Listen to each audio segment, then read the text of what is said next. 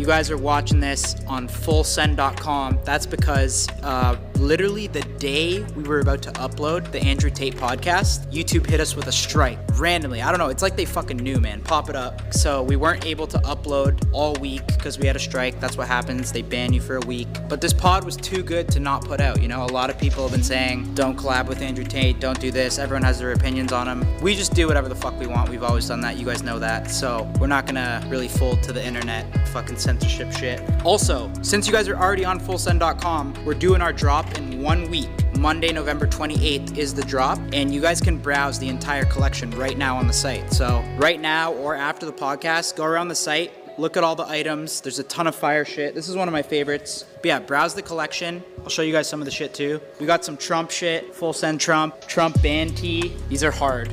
Vintage little Trump tees. This one's good for this podcast. Everything woke turns to shit. We obviously appreciate everyone that supports us by buying merch. We meet you guys all the time in public. Thank you so much. The drop's 1 week from today. Let's get into this fucking podcast.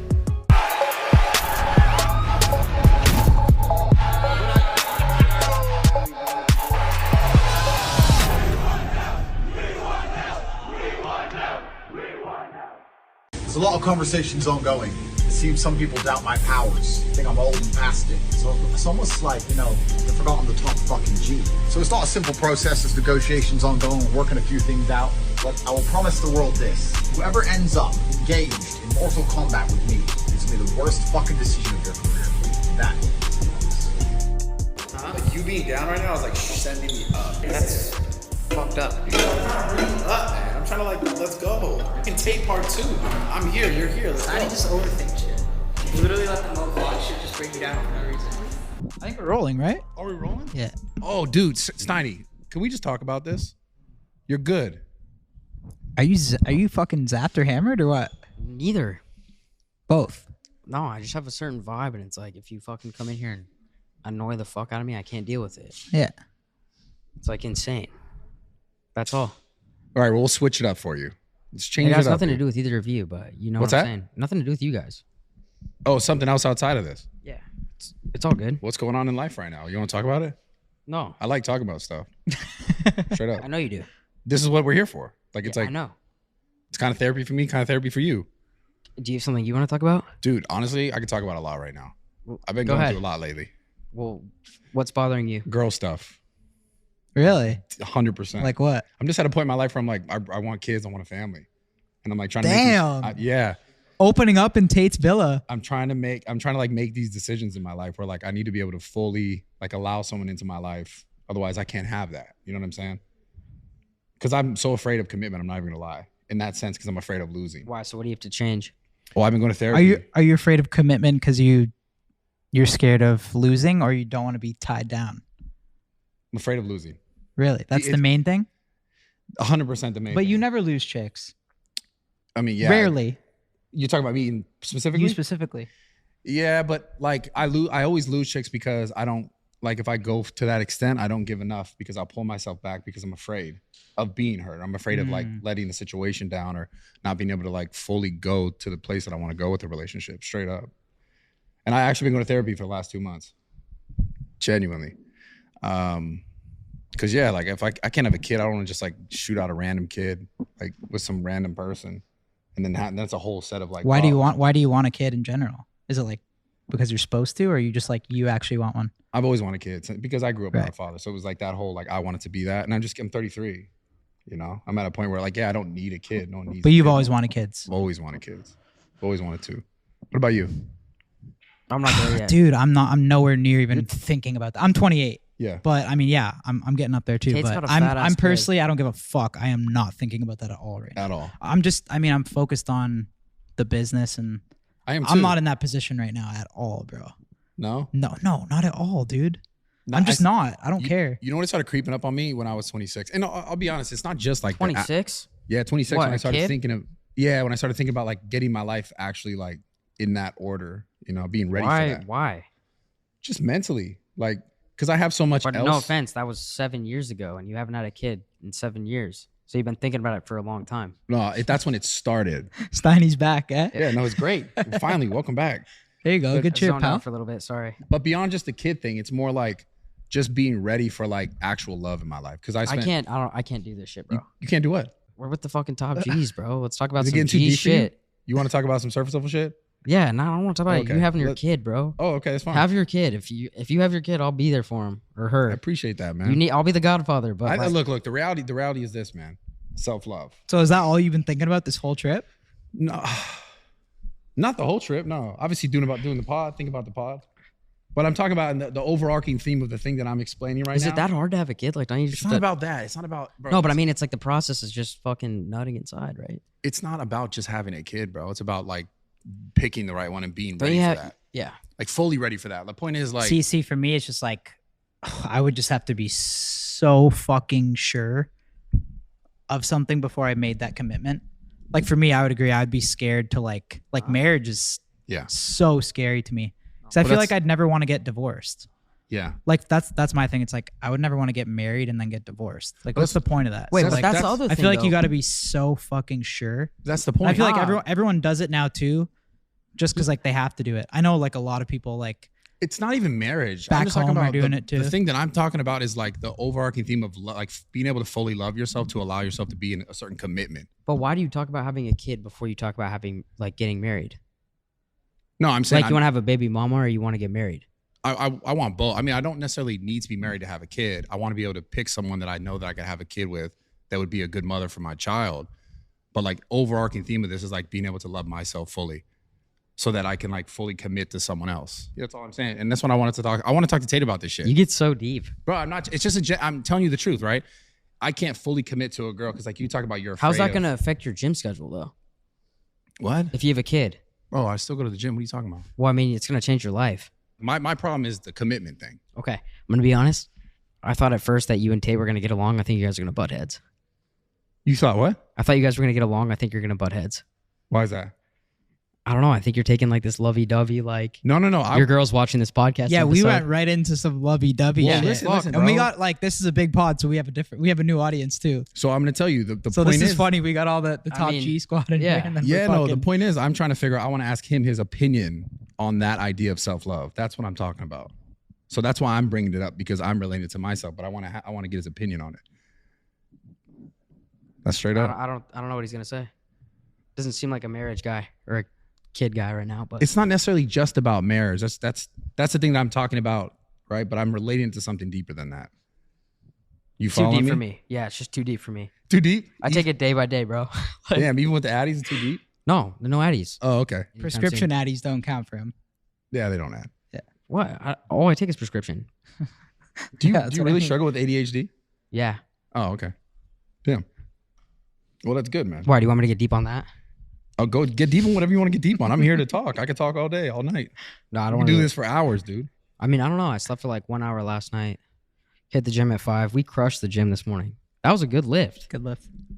And yeah, bro, I'm tired as fuck. I feel loopy as hell. But I'm ready for this. Where the fuck is Tate? I think he's coming. This is like see, you don't get the game, bro. This is such a flex. Like, he's not doing shit. He's in the kitchen. There's a couple girls there. They're having their drinks. It's like a statement. Like, yo, So, you like, come at 10. True. Am I capping? No, it can This make is a sense. So is he statement. like He a knows we're here. rapper? Is this like a rapper thing? This is what rappers do. This is what the rappers have done. He says 10 because he knows he wants to come out here at 11. Like, you got to think like that. Like, one day that's Okay, I hear what you're saying. Now tell me the point of that. a flex. What do you mean? For what? I'm more important than your time. For what? To let you know, I know you guys have a big podcast. I know you're big YouTubers, but my time is more valuable than yours. What do you think the point of that is? What do you think the point of that is? A what is he- statement, bro. What does he get out of that? It's just like I think When he you know gets what on I this think? podcast, I want you to say that directly to him, and then I'm gonna ask him that question. Okay. I want you to ask him that. Okay.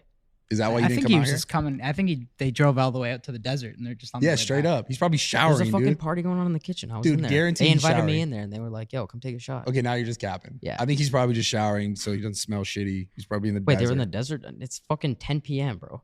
I can't wait till he gets on this pod because that's the first thing I'm gonna ask him now. You just Put it on me. inspire me, dude. Put it You on me, bro. fucking- Nothing you new are to the me. guy. Make me the bad guy. No, I'm just saying. Nothing new. It was your theory. Nothing fucking new. Dude. Sonny's becoming like the villain on this podcast, huh? He's been the villain. Yeah, I'm the villain. he's like Joker, right? Yeah. You got a cigar? Or he's like Dr. Octopus. Who's that? Dude. Who's that? Oh, Doc Ock. Guy's a bitch. No, Steiny's Green Goblin, actually. Do you have a lighter? How many of those you have? Two more. Tristan and Andrew. Oh, you didn't get us those. Nah. And also when he You're gets that it, guy that we brings a scoot over cigar one. just so Tate thinks you're cool or what? That's definitely what you did. It's not going to work, you know? We'll see. I got 2 for him though. It's like a gift. I bring a housewarming gift. That's what people do. What'd you bring? Bring shit, dude. Fucking The fuck? testosterone and a kid on the way. Bro, there's no kid on the way. You okay? So Andrew, these are the. Do you have names picked out? No, I don't have names. No. No. No. Ah, you're not that ready. Oh, bro, that's the point. Max That's what I'm Wyatt's getting here. Wait, should we get Max here? at. Bro, what? This guy's mind's in another spot. It right is, now, bro. dude. Bro, being awake from midnight till 7 a.m. with nothing to do is scary. Please just pull it together. For TikTok, us. Pornhub. TikTok, Fuck, Pornhub. dude. Give me one of those cigars. No, Fucking bitch. Do you have a lighter? no. You're just It's gonna kinda hold like it. a- it's like a- You're gonna hold it like that. It's like the a whole time? prop. Like fake money. Huh? Like prop money. You can't really spend it. You can't really smoke it. That kind of stuff. Well, I want to ask him in his house. This is a fucking. Can we talk about this villa real quick? It's beautiful. This is insane. It's decent. What's so funny? Dude, you are fucking tripping, bro. And it's hilarious to me. Bob I Henry fuck with it. Jr. over here. Dude, Yeah, I yeah, know. you got I the feel like you I'm said the low key Bob becoming. energy? Nah, well, it's like 2 days no sleep, bro. You Bro, become I haven't Bob. slept either.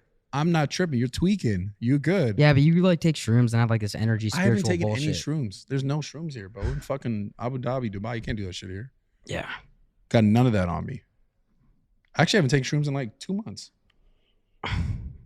Nice. Yo, Tate, come on, bro. Oh, easy, bro. What the? Andrew, come on. Hey, yo, what are you Bro, out of your come mind? Why? Who gives a fuck? We're in his crib, I bro. don't give a Show some fuck. He said respect. come here at 10. Don't be It's Mr. fucking- Alpha when he comes It's on here. You're gonna be a 10:33, bitch. dude. Guarantee you're alpha right now. When he sits down, you're gonna fucking Oh, be a you pussy. think I'm not gonna ask him why the fuck he wasn't here for the last 34 minutes? I'm gonna ask him. $500 right now. Oh, bet me. All right, fine. Yeah, give me my, now you're gonna be 1,000 after that. Well, no, you owe me 1,000. No, I won the bet last night. Then I just want to make this clear because I do love you and you're my good friend, but I'm on their side tonight. You're on whose side? The Whose G's, side? top There's G's. no fucking side. Yes, there is. Oh my god. There's too much Whatever. alpha energy. Just give me my fucking 500 and the other 500 from the other night. You fucking. You want me to go bitch. get him? I'm gonna go get him right now. Okay, let's I'm see it, actually Mr. gonna- I'm fucking gonna say- Alpha. I'm gonna- He's not here? Oh my God, where is he? Bro, we might as well just run the pod. Just fucking internal. Let's do it. Maybe bring the girl in the. Yeah, bring the girls Hey, here. excuse me, Max. Can we have her come over here for a sec? Yes, please. Do you mind sitting in real quick? I had a couple They should both questions. come, yeah. Both you guys. Please, girls. Just sit right here. Right here. There, you just pick up that mic. What was your names again? Vanessa, Aaron. nice to meet you. Welcome to my house. It's my crib. Wow, that's a Yeah, what's classic both of your Steiny guys' move. names? Vanessa and Mariana. Okay. What do You you live in guys? Dubai? Yeah, we both live here. Yeah. They don't live in Canada, you know. We're in. Well, I don't know Dubai. if you're visiting or like what you guys do. So No, we live here. nice. What do you guys think of Andrew Tate? He's alright. Yeah. Do you know him? No, You don't know him at all? No opinion?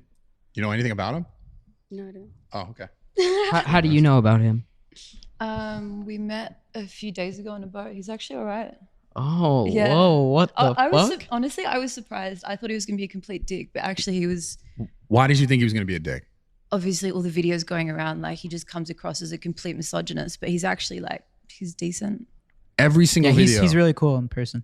every video you think he comes across Well, like that way? I don't go and watch his videos. You know, it's just whatever pops up. Clips. Yeah. I mean, you couldn't avoid him like the last few months. It was literally like took over TikTok. How- Like, Everywhere. What was the scene on the boat like? Like, how'd you get invited? Through my flatmate. And was it what was like the ratio like on there? It was about 50-50. I don't know. Some of the guys were a bit. It was a real bro event. You know, like a lot of testosterone. It's his kind of event. Sounds dope. Would you say you would hang out with him again? Don't think I know him that well. Like I'd probably go to another event. Yeah, like he's alright. Nice. So what are you up to tonight? You look all sparkly and good. You look like you're about to go to the Grammys, just low key. came because my friend invited me, so I don't know what I would do. She had no. This is the best part. She has no idea she was gonna be doing she has this. no that- idea is what's good. eh? She's like, what the fuck is happening? Wait, No, do it's you, good. do you like wonder where you are, or you guys just like go to these parties like, yo, Do you whatever? know what the There's fuck a- we're even like?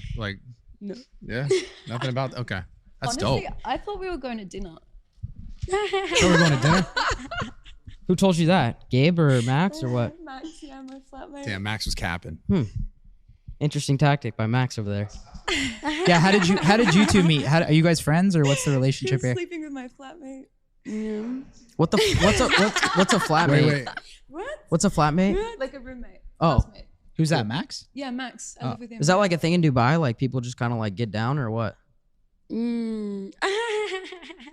I just watched a movie, and you came from I don't know where. Huh? He hit you with Netflix and chill. Is that what? Yes. Oh, Yeah, they were Netflix. That still works? really? Yeah. Okay. Is he like a good looking guy or like what's his vibe? No, we just was friends. And Fair. What do you do for fun? Like, what's some of your hobbies? I like go for. Like paintball and shit, or I like shoot. what? Shoot. Shoot? Oh, like paintball? Oh, okay, that's cool. Kyle, you're such a fucking troll, dude. Paintball's dope. No, I mean I like paintballing. I do too. What about you? I ride horses. That's beautiful. Dude, you're fucking hilarious. We rode camels today. Did you? What's that? Like it? I like Yeah. to paintball. Is Yeah, it hot in the yeah, desert, it's no? fun. Fucking, what are you guys It's actually doing? fun. What are you guys doing, dude? What's We're your doing a guys' podcast. You just hitting on these What's chicks. your conversation The about? fuck? I wanted to before we start, I wanted to preface something about the last G8 summit event. Like, what did you think about Russia's statement at the UN?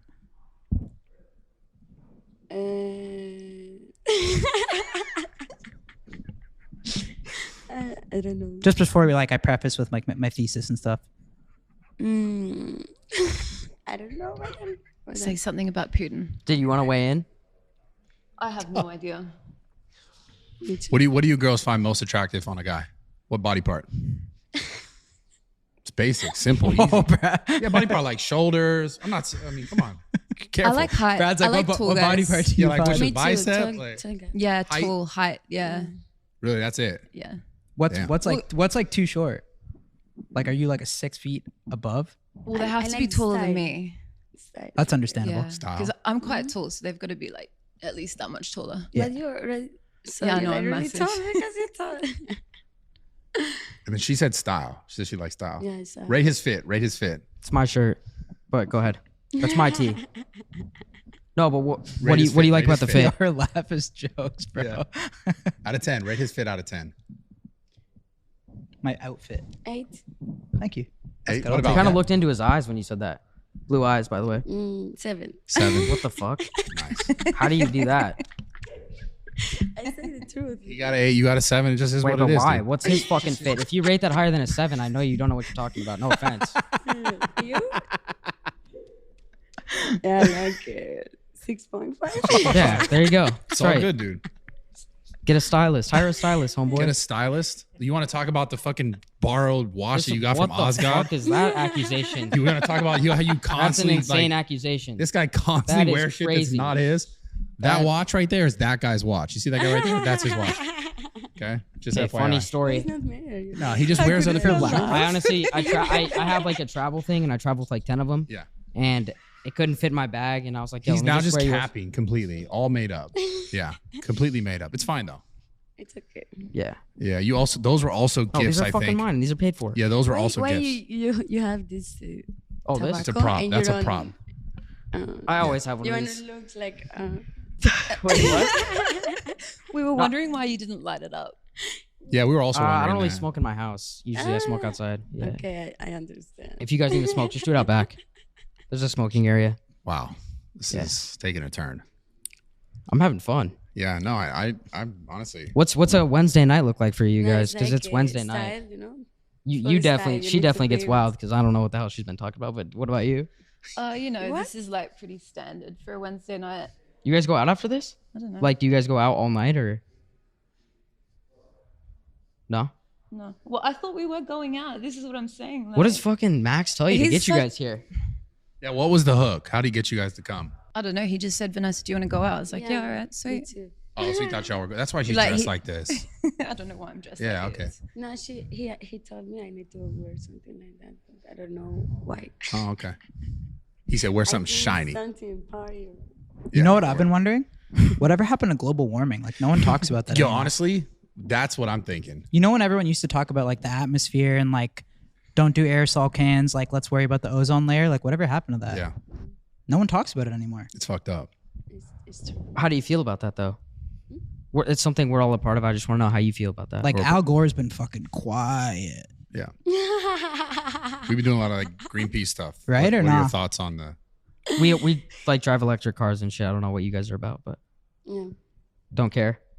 You Yeah, don't that's care Do about- you watch your carbon footprint or no? No. Not at all. Oh, that's not. That's kind of environmentally irresponsible. It's definitely irresponsible. Why? What? Why? It's just like not caring about your footprint is kind of just like for all of us. Everyone else I is a problem. know. If I go out with Max, I know it happens. Nothing. It's something like a chill. But No, I'm just saying like if you're not worried about your carbon footprint, then like the world, it's like we all kind of how about the girl? the world, yeah. Oh. Everyone else. I don't think she knows what you're talking Oh about. yeah. Y'all are laughing so jokes. I love it. Dude, this is Are we still in the ozone? I'm lost right now. I honestly, this is fucking this Sorry. whole pod has been jokes. I was trying to take it deep like Brad, you know? yeah. What would Steiny have to do to like take you guys on a date? What would this guy have to do? Assuming you don't already want to go. Well, but- she said that you got to be taller already. Well, she's tall, but yeah. What'd you Okay, say? So I lose her, but we could maybe do something. Like, what would I have to do to take you out? I don't think so. I go out. Wait, what'd you say? What'd you She say? said, I don't think so. I go out. Yeah, because it's Oh. not my type. No. No. What about him? Also, it's not my type. No. Yes. She said no to you. Fuck you. fair, What about him? Maybe. What the fuck? That's my shirt. That's my shirt. Well, no, well, it's That's my because we shirt. both, it's because we both like paintballing and shit. Like we connected Yeah, they instantly. connected on the Yeah, paintball that's thing, it. dude. We like- But not everything's a problem, man. Well, that's my tea, but go ahead. I don't think it has to do with the tea, man. I don't think it has to do with the tea. Oh shit! I But think maybe- Tate's strolling in right now. Finally. It was lovely having you both on, and I hope you guys come out with us tonight. Let's but get fucked up and talk about the ozone Could layer. you, and yeah, shit, could you maybe. also just be more careful and like care more about the world because it means a lot to us. Yeah, we care about the world. With- Unless there's just more chicks, we should just rotate in the females. Yo, you guys were great. Thank you so much. Thank you guys. Bro, can I have a iced coffee? Actually, no, a hot coffee. Give me a black coffee and a sparkling water. Nice to meet you. Andrew, famous misogynist. Who is the usual suspects? Is that your name? Never like to underdress. How you doing, bro? Good to see you. You again? How are you, my friend? Clear now. You again? Little fucker. Oh, that's fucker. Dude, we got cigars.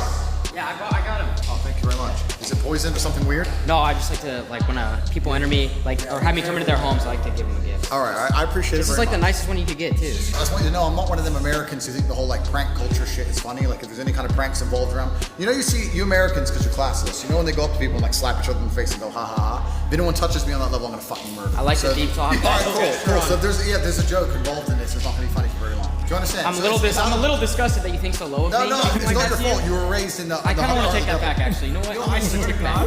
It's clean. Promise. Yeah. So I'm convinced now you're a fucking comedian, bro. By the way, I'm gonna call you out right now, Mr. Tardiness. No, that's what I'm. No, I was gonna wait for him to grab the mic. Call me out. Well, Steiny was convinced that you Yo, were. shut the fuck up, bro. We got this recorded. Yeah, it was recorded. You said he was in the kitchen. Tate, Steiny was saying that you were purposely just. Yeah. Where's Georgiana? I need a lighter. Sorry, what? What am I doing wrong? Steiny Bro, was it's- Steiny was convinced that you were Yes. just waiting in the kitchen and loafing just to make a statement, like to try to be like, in late, like a G. yes, Yeah, exactly. Am I wrong? I didn't need to. I came in from the desert in my swim shorts. That's just Same thing. same thing. Yeah. I was in the desert. Hey, how have you been since we last saw you? I've been good. This is hilarious. Well, bro, already. last time we saw you, And you what took was it, my a few fucking months girl, ago? by the way. Don't remember. What was her name? She meant everything to Don't you, bro. remember. She meant everything to Don't you. remember. She She didn't mean don't mean shit. shit to Bro. me, G. Don't remember. Didn't mean anything. One man's Honestly, trash. I gave you that so I could focus another on other man's things. treasure. He's still crying and shit. I'm like, bitch, who? Yo. Fucking no. Oh my god, this is hilarious to me. Thank Holy you, shit. Yo, the shisha would be a vibe. On the pod? Shisha. Yeah, fuck it. Dude, this is so funny. When did we link last? How many months ago was that? I think that was 2 months ago in Croatia. Well, it was Yacht Week. I think August. So maybe 3 months ago. No. We watched it in July. I did a different boat in August. I see the lighter. Do you mind? What is what's changed since then? Like when we Well, a saw lot, you no? last, this was your. I think we got you. I think it's the most viewed Tate podcast on YouTube is ours. Is it? How many? Fullsend How many is it? It's like almost 10 mil It's more I've than done more than that, bro. on YouTube. Yeah. Which one? My grilling's 11 point something. Grilling? with that chick, me and that girl. Oh, That date the one. English one. Yeah. Okay, that one's funny. yeah. value. Well, ours taming is guy, up you there, have but a it's lot on crazy, that, bro. too. We did fucking Elon Musk the next week, and I think your episode has like more engagement, Well, I love more Elon. likes, more comments. I love Elon. Yeah, he's You know, dope. What do you love about He's top E, but I'm top G, so is what it is. But he's saving the world. He's doing his thing. I'm a fan of Elon. He's buying Twitter. I think they're forcing him to now, but that's a good thing. Imagine me back on Twitter, bro. If I gotta tear him up, they ain't ready for me. They ain't ready for me. You use with your thumb. Steiny, Come on, bro. Steiny. Roll it from the side. Roll the side of it. The side of the actual lighter. Roll it. There you go. There you go. But back then, you were like, I feel like we got you at your fucking highest point, and then shortly after, all the cancellation shit happened. He's not gonna like now the it's highest like point thing. I'm This already is knowing my now that. it's like This your is- top I fucking knew it. villain. This is my highest point. Yeah, Every single day has been growth. Nothing's changed. They banned me and I moved to Rumble, and now I'm massive. I'm absolutely huge on Rumble. I'm doing larger numbers on every single live stream on Rumble than I ever did on YouTube. But overall searches on Google, they say it's way down. Well, the Is that a searches- fact? No, the search with Rumble, absolutely. So if I did a live stream on YouTube, I'd average, I don't know, 12,000, 13,000 live. When I first moved to Rumble, my first live was 127,000. What? And now I get like 40 to 50,000 live every single show on Rumble. Whoa, that's So that's huge. that. The Google searches are down because when the mass media machine attacked me and canceled me and started lying about me, obviously there's a spike for all the people going, "Who's Andrew Tate?" or the people Right. that didn't know me. So there's that spike. But overall, it's a trend. I'm around the same place as I was when I interviewed with you. I haven't seen any tangible. I don't know if you difference. know this, but do you know how many people have joined Rumble since you've been on the platform? Well, I don't want to sit here and take all the credit, but I'm going to. Even though I don't want to, because sometimes as a man you have to do stuff you don't want to do, right? But I did know that's just part of being a man. You're fucking. You just got to get up You're and hilarious, take all dude. the credit. I'm so happy to have Tate Part 2 on the This is pod. great. Let's go, baby. I got so many questions. Go ahead though. But before I got banned, I never heard the concept or the idea or the conceptualization of someone saying, if I get banned, I'll just move to Rumble. Mm-hmm. I never heard anyone say that. And then after my ban, I've heard it about 50 times. True. Everyone's saying, oh, well, Tate, they banned Tate and he's bigger than ever. So no one's afraid of being canceled anymore. Part of that is absolutely massive credit to Rumble and the platform and the CEO because they're visionaries. But also it's me showing the world that even if they come at you with the hardest cancellation method, they came at me like they came at Trump. They came at with everything. But I think with yours, and in my opinion too, because I'm watching everything. When I mean, there's always been problems and an issue with free speech on social media, but I think your situation to me that was the game changer No, it was for one me. of a kind, though, That 'cause- was like Yeah. after that I was like, all right, yo, they made a statement. Like now it's different. Anyone can be deleted. Like we don't have free speech. Yeah. So I think what happened to Tate was that was the shift. Yeah. I got to ask you, did you know, kind of along what you're talking about, Kyle, but did you know, like before you got into all this, that the clip thing was the nature that was going to propel you, like the TikTok, making the clips, like, because you didn't actually have social media. Like you weren't like on TikTok posting. He was on the TikToks. gram. He wasn't really on the gram. Like his content was like crazy explosive on The TikTok. IG was just to You had probably an get DMs IG, from girls. But and were shit, you right? like aware that TikTok was going to be that thing that was going to explode you to that level? Because we just talked about now you're off of it, and that's what I'm saying. Your case is unique because you are a person that like even prior to like your popularity on Instagram or those other platforms, you had popularity amassed from your audience that was like sharing your content. So that's unique. It's not like a regular person who got canceled and they're like, well, now I'm gonna go to Rumble. You already had visibility because I see you every time I open up TikTok just because people are using your content. So was that a part of your plan? Yeah, I'm a decentralized brand, right? So thanks. And tell the shisha guy to bring it. The even though sheesh we're would be recording. clutch. The sheesh man. Is that his only role? Shisha man. Yeah, he comes here every night and he makes shisha. Bro, that'd make the pod. That's dope. So I'm kind of decentralized now. You can't ban the idea, right? Yeah. And they've made a martyr of me.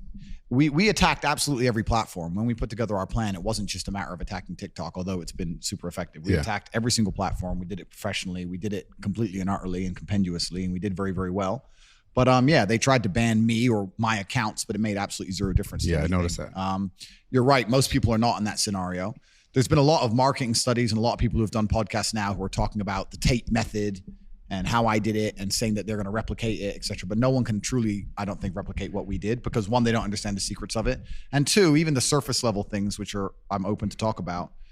I can produce a lot of content and I can do it by being an interesting person who just talks. And that makes me in a unique position in social media, right? So like if you look at, because Mr. Beast actually, Mr. He Beast just said that. I was Mr. gonna say. Beast, Mr. Beast did a part on me and he said, yeah, you can do a podcast, you chop it up, then he's all right, it's cool. The reason in my business philosophy and my life philosophy is that efficiency wins, right? If I had to get in a fight in a boxing match, and I had to box someone, I had to be as efficient as possible. Yeah. In the Kung Fu movies, when you see a guy doing a backflip to dodge a punch, the reason you don't do that is because it takes more energy to do a backflip than does throw a punch. So you're going to lose in the long run, right? You have to be as efficient as possible.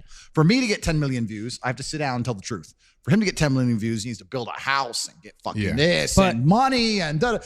I'm more efficient than his channel. So in the long run, this is why it's hard for people to do what I did, because to produce content that gets that many amount of views and it's not just talking, you have to spend serious money and time and it just doesn't work. Well, wait, hold on. I think going off that, he also said that you started this method where you went on every single podcast, but that wasn't true in the beginning. No, absolutely not. You would go on a podcast for 2 hours, but you would say so much shit that you could clip up that he thinks he's like, I got to go on every single podcast in the world to accomplish what you did. He didn't relate it like that directly. He just said that. He said that on the last one. He was just saying just about the He's fact that shitting on clips Mr. Beast because he got rinsed in poker. No, it's just about the fact that the clips Do you that were play being cards? used.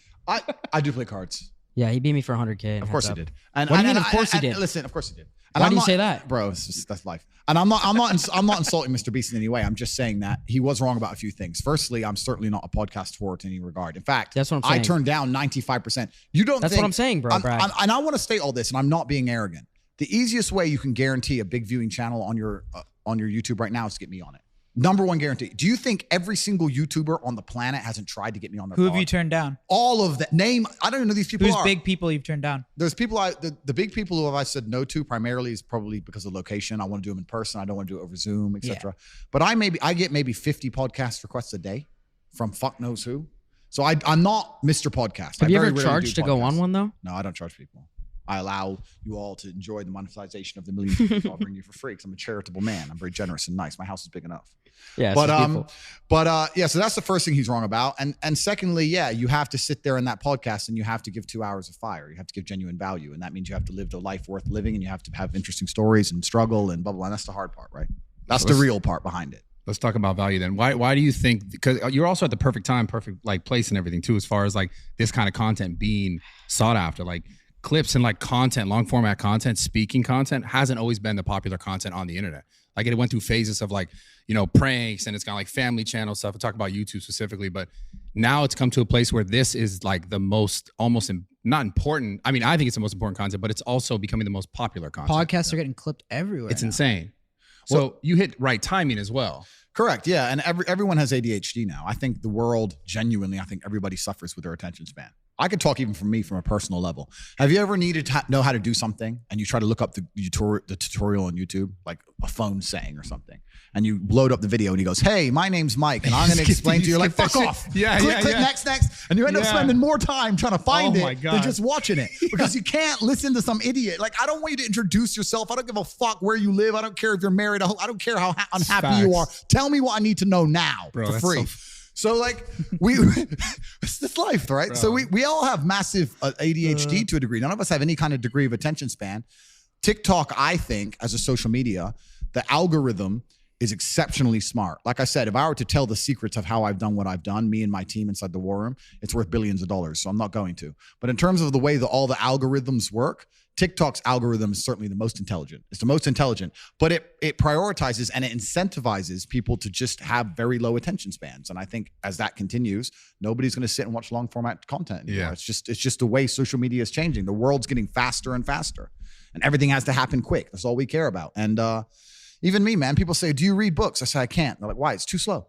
I'll try. Okay. And once upon a time, no, fuck, this takes forever. Oh, sheesh is here, baby. Do you think the clip content is also part of the reason why, like, and make us one more, please, bro. What flavor is this? Okay, that's fine. But my friends need one. They're all the way from America. You gotta give them something special, bro. The sheesh man. Hook them up. Do you have anything mint? Which one you like? Anything mint? like a hybrid. Two more. One for the big guy because he gets mad. He gets really mad. He's huge. Yes, Don't bad piss guy. him off. Yeah. And then the little Yeah. guy, he doesn't matter, but hit Kyle up. Yes, already. Yo. Jesus. Okay, it's all good. You're good. Say- You're say good. something. Yo, Steiny can't win, bro. Yeah. It's okay, Come man. I'm on, joking. man. You're my We're favorite. boys, You're bro. my favorite. You're my There Say you that go. again. Say that again, please. We heard it, dude. I said it. No, say it again, please. It's already gonna be clipped up. That's enough. Okay, so as far as That better as far fucking as get clipped clips up go, everywhere. Our editing team. Do you think that clips at the same time helped you a ton, or also the things that got people attacking you? Well, yeah, because people are trying to get views, right? And you get views with sensationalism. So, of course, people were finding the most sensationalist or the most controversial things I've ever said, Yeah. and then weaponizing them to get as many views as possible. So, of course, that was definitely part of me being labeled a misogynist, et cetera, et cetera. But I'm not negative about anything that happened. In fact, getting banned or canceled was absolutely the best thing that's ever happened to me. You don't regret anything. Zero. Because you said last time you had a 3-step plan. Was this Correct. part of the plan, or was I this a didn't- little? I was this didn't little intend- fucking straight right? No. It was part of the plan. Curious about this. I was part of the plan, and I I thought you were going to get canceled. I knew it was going to get canceled. I said it in every podcast. I knew it was going to get canceled. I didn't expect to get canceled as hard as I was canceled. They came at me harder than I expected. I thought they'll just be like One platform. delete, or not even that, or just delete my social medias. But they didn't just delete my social medias. They came from me everywhere. Can you walk us through like what? How did you find out about it first? Like, what was the first thing that happened? Facebook or Instagram? Did you know it was coming too? I 100% knew it was coming. So here's how cancellation works, man. Someone on Instagram made that. Wait, fucking were you post, bummed right? at all when you hear this, or you're just like, fuck it, today's the day? bro. If I'm from the streets, think I give a fuck about an Instagram page? Think I can go pussy? But I Don't mean, care. business wise and like that, Business, bro. Rumble came in with the bag or what? I already had a bag. I had a very big bag before all that. No, the truth is this. So I knew it was coming. I absolutely not knew it was coming because of how orchestrated it was. The only thing, and I'll state this at the beginning, the only reason I'm upset by being canceled is because I've expired one of my lives. Because first you get canceled, then they make up a reason to put you in jail. And if that fails, they kill you. So now I'm down to my last 2 lives, which is also why while I'm answering this question, I'm still being careful how I'm answering it. I'm not telling you Scary everything. shit. It's scary because they've given me the warning and I'm still running my mouth. Yeah. So that's scary. But here's how cancellation works. So I knew it was going to happen because there's very, very orchestrated attacks. So NGOs and charities and all these other non-profit organizations, which of course are profited by the government for whatever reason, you can go down the conspiracy theory hole, or it's not even conspiracy theory. You can go down and talk about how foreign policy works, how we install a charity in a foreign country and that charity supports a particular political opponent, and that's how we control all the world, right? So all these NGOs, which are non-government organizations, are controlled by the government. NGOs and charities start hitting me in sync. So I went to bed one night. Every single night before I go to bed, I get a report on all my media and everything. That I went to bed one night, I was not in any news articles. I went to sleep at maybe midnight Bucharest time. I woke up at 10 a.m. and I was in about 150 news publications saying I'm a misogynist with basically the same article fuck? rewritten, the same words, slightly different order, slightly different picture, the same day. Bang, misogynist. 150 articles from Australia to Norway to America to England, everywhere. Same day. Then they hit me with the LGBTQ thing. At like 25 or 30 of the largest LGBTQ What was that? What was that for? saying I'm dangerous to women and I'm dangerous and that I'm intolerant in general, so I must be intolerant of them, even though I never said anything homophobic on a podcast. Well, you said you wouldn't give CPR to a male. I would never give CPR to my friend that's gay. It's a joke, bro. Yeah. It's a fucking joke. So Well, that's a thing. It's So a that's joke. what I mean. Yeah.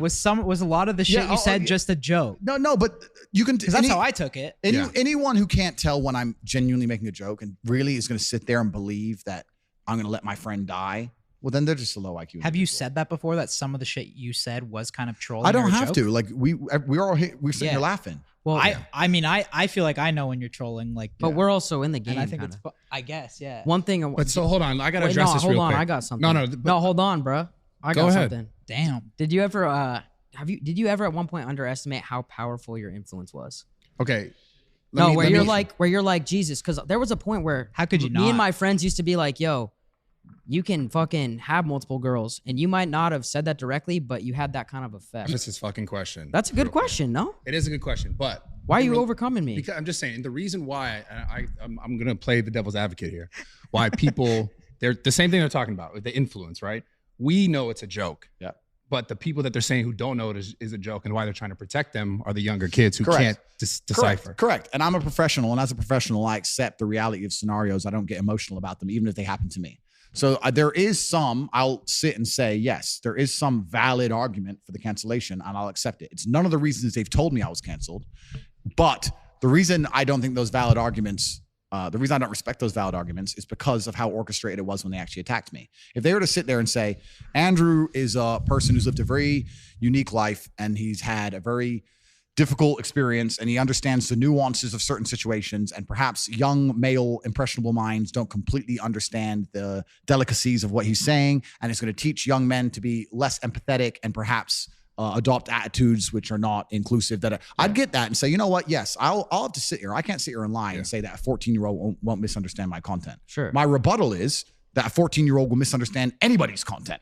That's a larger argument about the internet as a whole. If you put a 14-year-old on the internet, 90% of what he's going to digest is probably Yeah, bad I don't for think him. that's your fault. That's not my fault, right? So that's the first argument. So Fair. although I agree with that point, it doesn't apply. If you're going to apply that to me, you have to delete everybody. Yeah. But the other thing is Facts. they didn't do that. First, they came at me with the misogyny thing, and then, like I said, 35 LGBTQ whatever influencers or whoever with 5 or 6 million Instagram followers all did a post on the same day, same wording, same time, bam.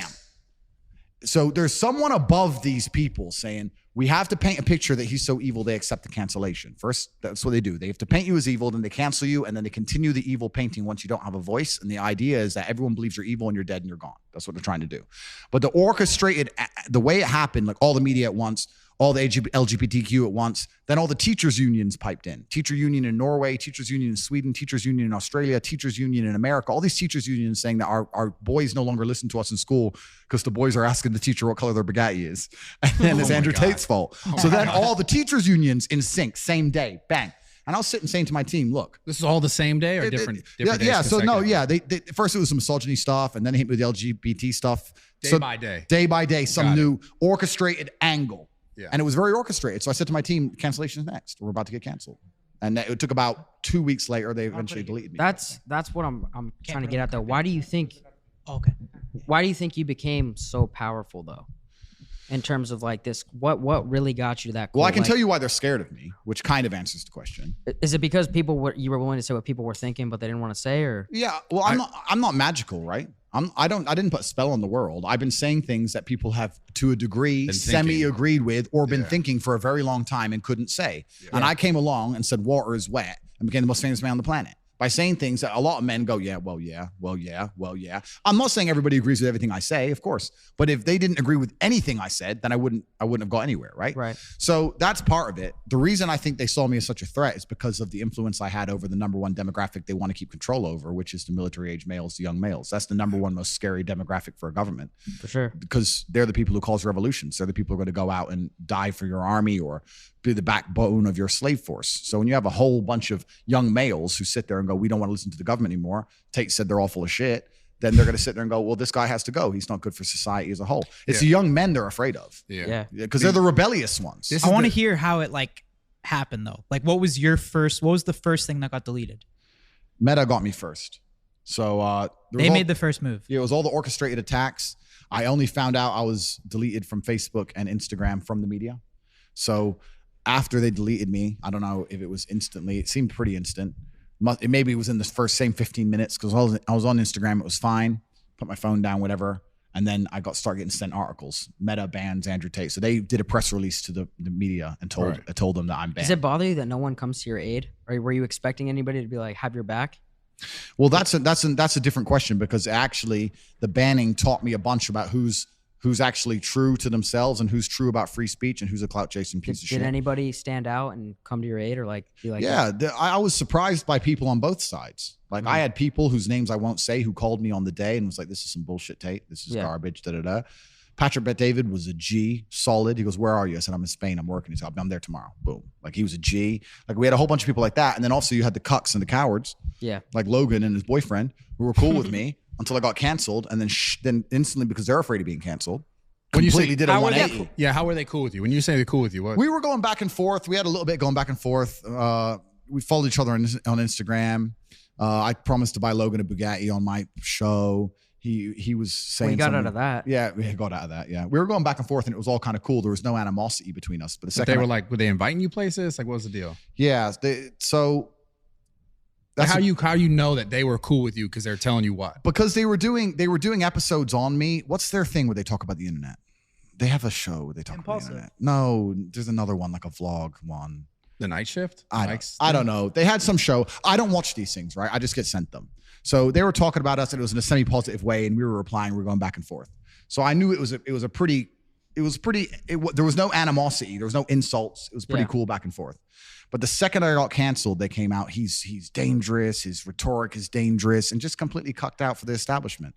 And I know, and the reason I think that is because as an intelligent individual, as a professional, when I sit there and understand that someone above these media organizations have given them a directive that they have to enforce upon the populace, what they're also going to do is sit there and go, okay, who does Andrew speak to? Who's his audience? 16 to 25-year-old males. Who's our talking point to that audience? Logan Paul. He's in our pocket. He's an agent of the Matrix. So I don't think you here's have your the piece of same paper. audience as Logan Paul. Wait. though. No, but No, but they think They that. My audience is different, but they'll sit there and go, we have to make everyone think Andrew Tate is bad. The young men like Andrew Tate. Who else do the young men listen to? Yeah, Logan Paul. So opposite make talking Logan Paul point. say bad shit. Brad, we that's said it. that. Yeah, but We what? said that we thought that Logan like had to do that. Of course he did. Hold on, but you think someone actually told Logan, hey, Fuck yes. this is what you need to do? Fuck yes. Yeah, I Like, think so that's too. straightforward. I don't think it was yes. YouTube. I think it could have been his management. His manager, YouTube, fucking who knows who. But maybe someone even sat and honestly, said, maybe even himself. Maybe he's like, yo, I But I endorse mean, do you- Tate. do you I gotta take- backtrack. Do you take that shit personal, or you're just like? I fuck don't it? take it personally because I don't know the guy personally. I don't take it personally, but I do have a dislike just as on a personal level in general Switch for up. cowardice, hypocrisy, Switching the up, switching up on people. That's just not how I roll with my team. If I was cool with you guys and you all got canceled, there wouldn't be a fucking split second where I'd go, well, they've just been canceled and I might get canceled. Just you're a bitch. Just who cares? You're my boy. Like, and even if you're not my boys, if I like somebody, I like somebody. If I don't, I don't. The way he 180'd, and it was a true 180 because you don't go from semi-cool with someone to sitting there saying his rhetoric is hateful. He's like sitting there. We're I'm like, wondering bro, why- who gave you this directive? And Why did they even have to say anything? someone's- That's what me and Brad are Yeah, we're saying is talking why about didn't they Because they just affiliated, right? At why one didn't they point. just stay quiet? Because But I think the Matrix, guys, I'm telling you why. Let's all be professionals here. Let's be smart. The Matrix has decided to character assassinate me. They have gotten all of their media establishments, all of their bullets. They fired every fucking bullet at me. Do you think they're not going to sit there and go, what other bullets do we have in the chamber? Who's his primary audience? These guys. Which cuck do we have who obeys every word we say, who also is somehow listened to by some of his guys? Logan. Go to a podcast. Andrew's bad. Whether it was YouTube, whether it was his manager, whether it was his boyfriend, fuck knows who. Someone sat there and said, do this. And they sat there for 2 hours saying, Andrew's so evil. You like don't- a bunch of pussies because they were told to. Yeah. I was That's what I'm told we talked to, about bro. it on our shit. You I don't was think he I was just- very surprised. You don't that think he they- just wanted to just do it for fucking views? Nah, definitely not for views. No way. No. There's not for views. No, He didn't 'cause he want to took- mention my name at all. He took doesn't some- like saying my Yeah. name because everyone just writes underneath He it, took talk, gee, backlash. you're a bitch. To be fair, the worst part was just the fact that he had his own thing that he went through and then say like this person doesn't deserve Hypocrite. a second chance. That's the worst part. Yeah, but so he did it, and there's also a massive fear of him being canceled. Also, like he got canceled and cried his eyes out on TV. To him, that was the most traumatic experience of his life. Yep. And when someone comes there and says Tate's just been canceled, they might cancel you. You better fucking do this, Mr. Logan. Sure. He sits there and sells his soul. And what's interesting is this: I'm not PTSD. Yeah, PTSD. I'm not expecting him to. I can't believe they canceled me.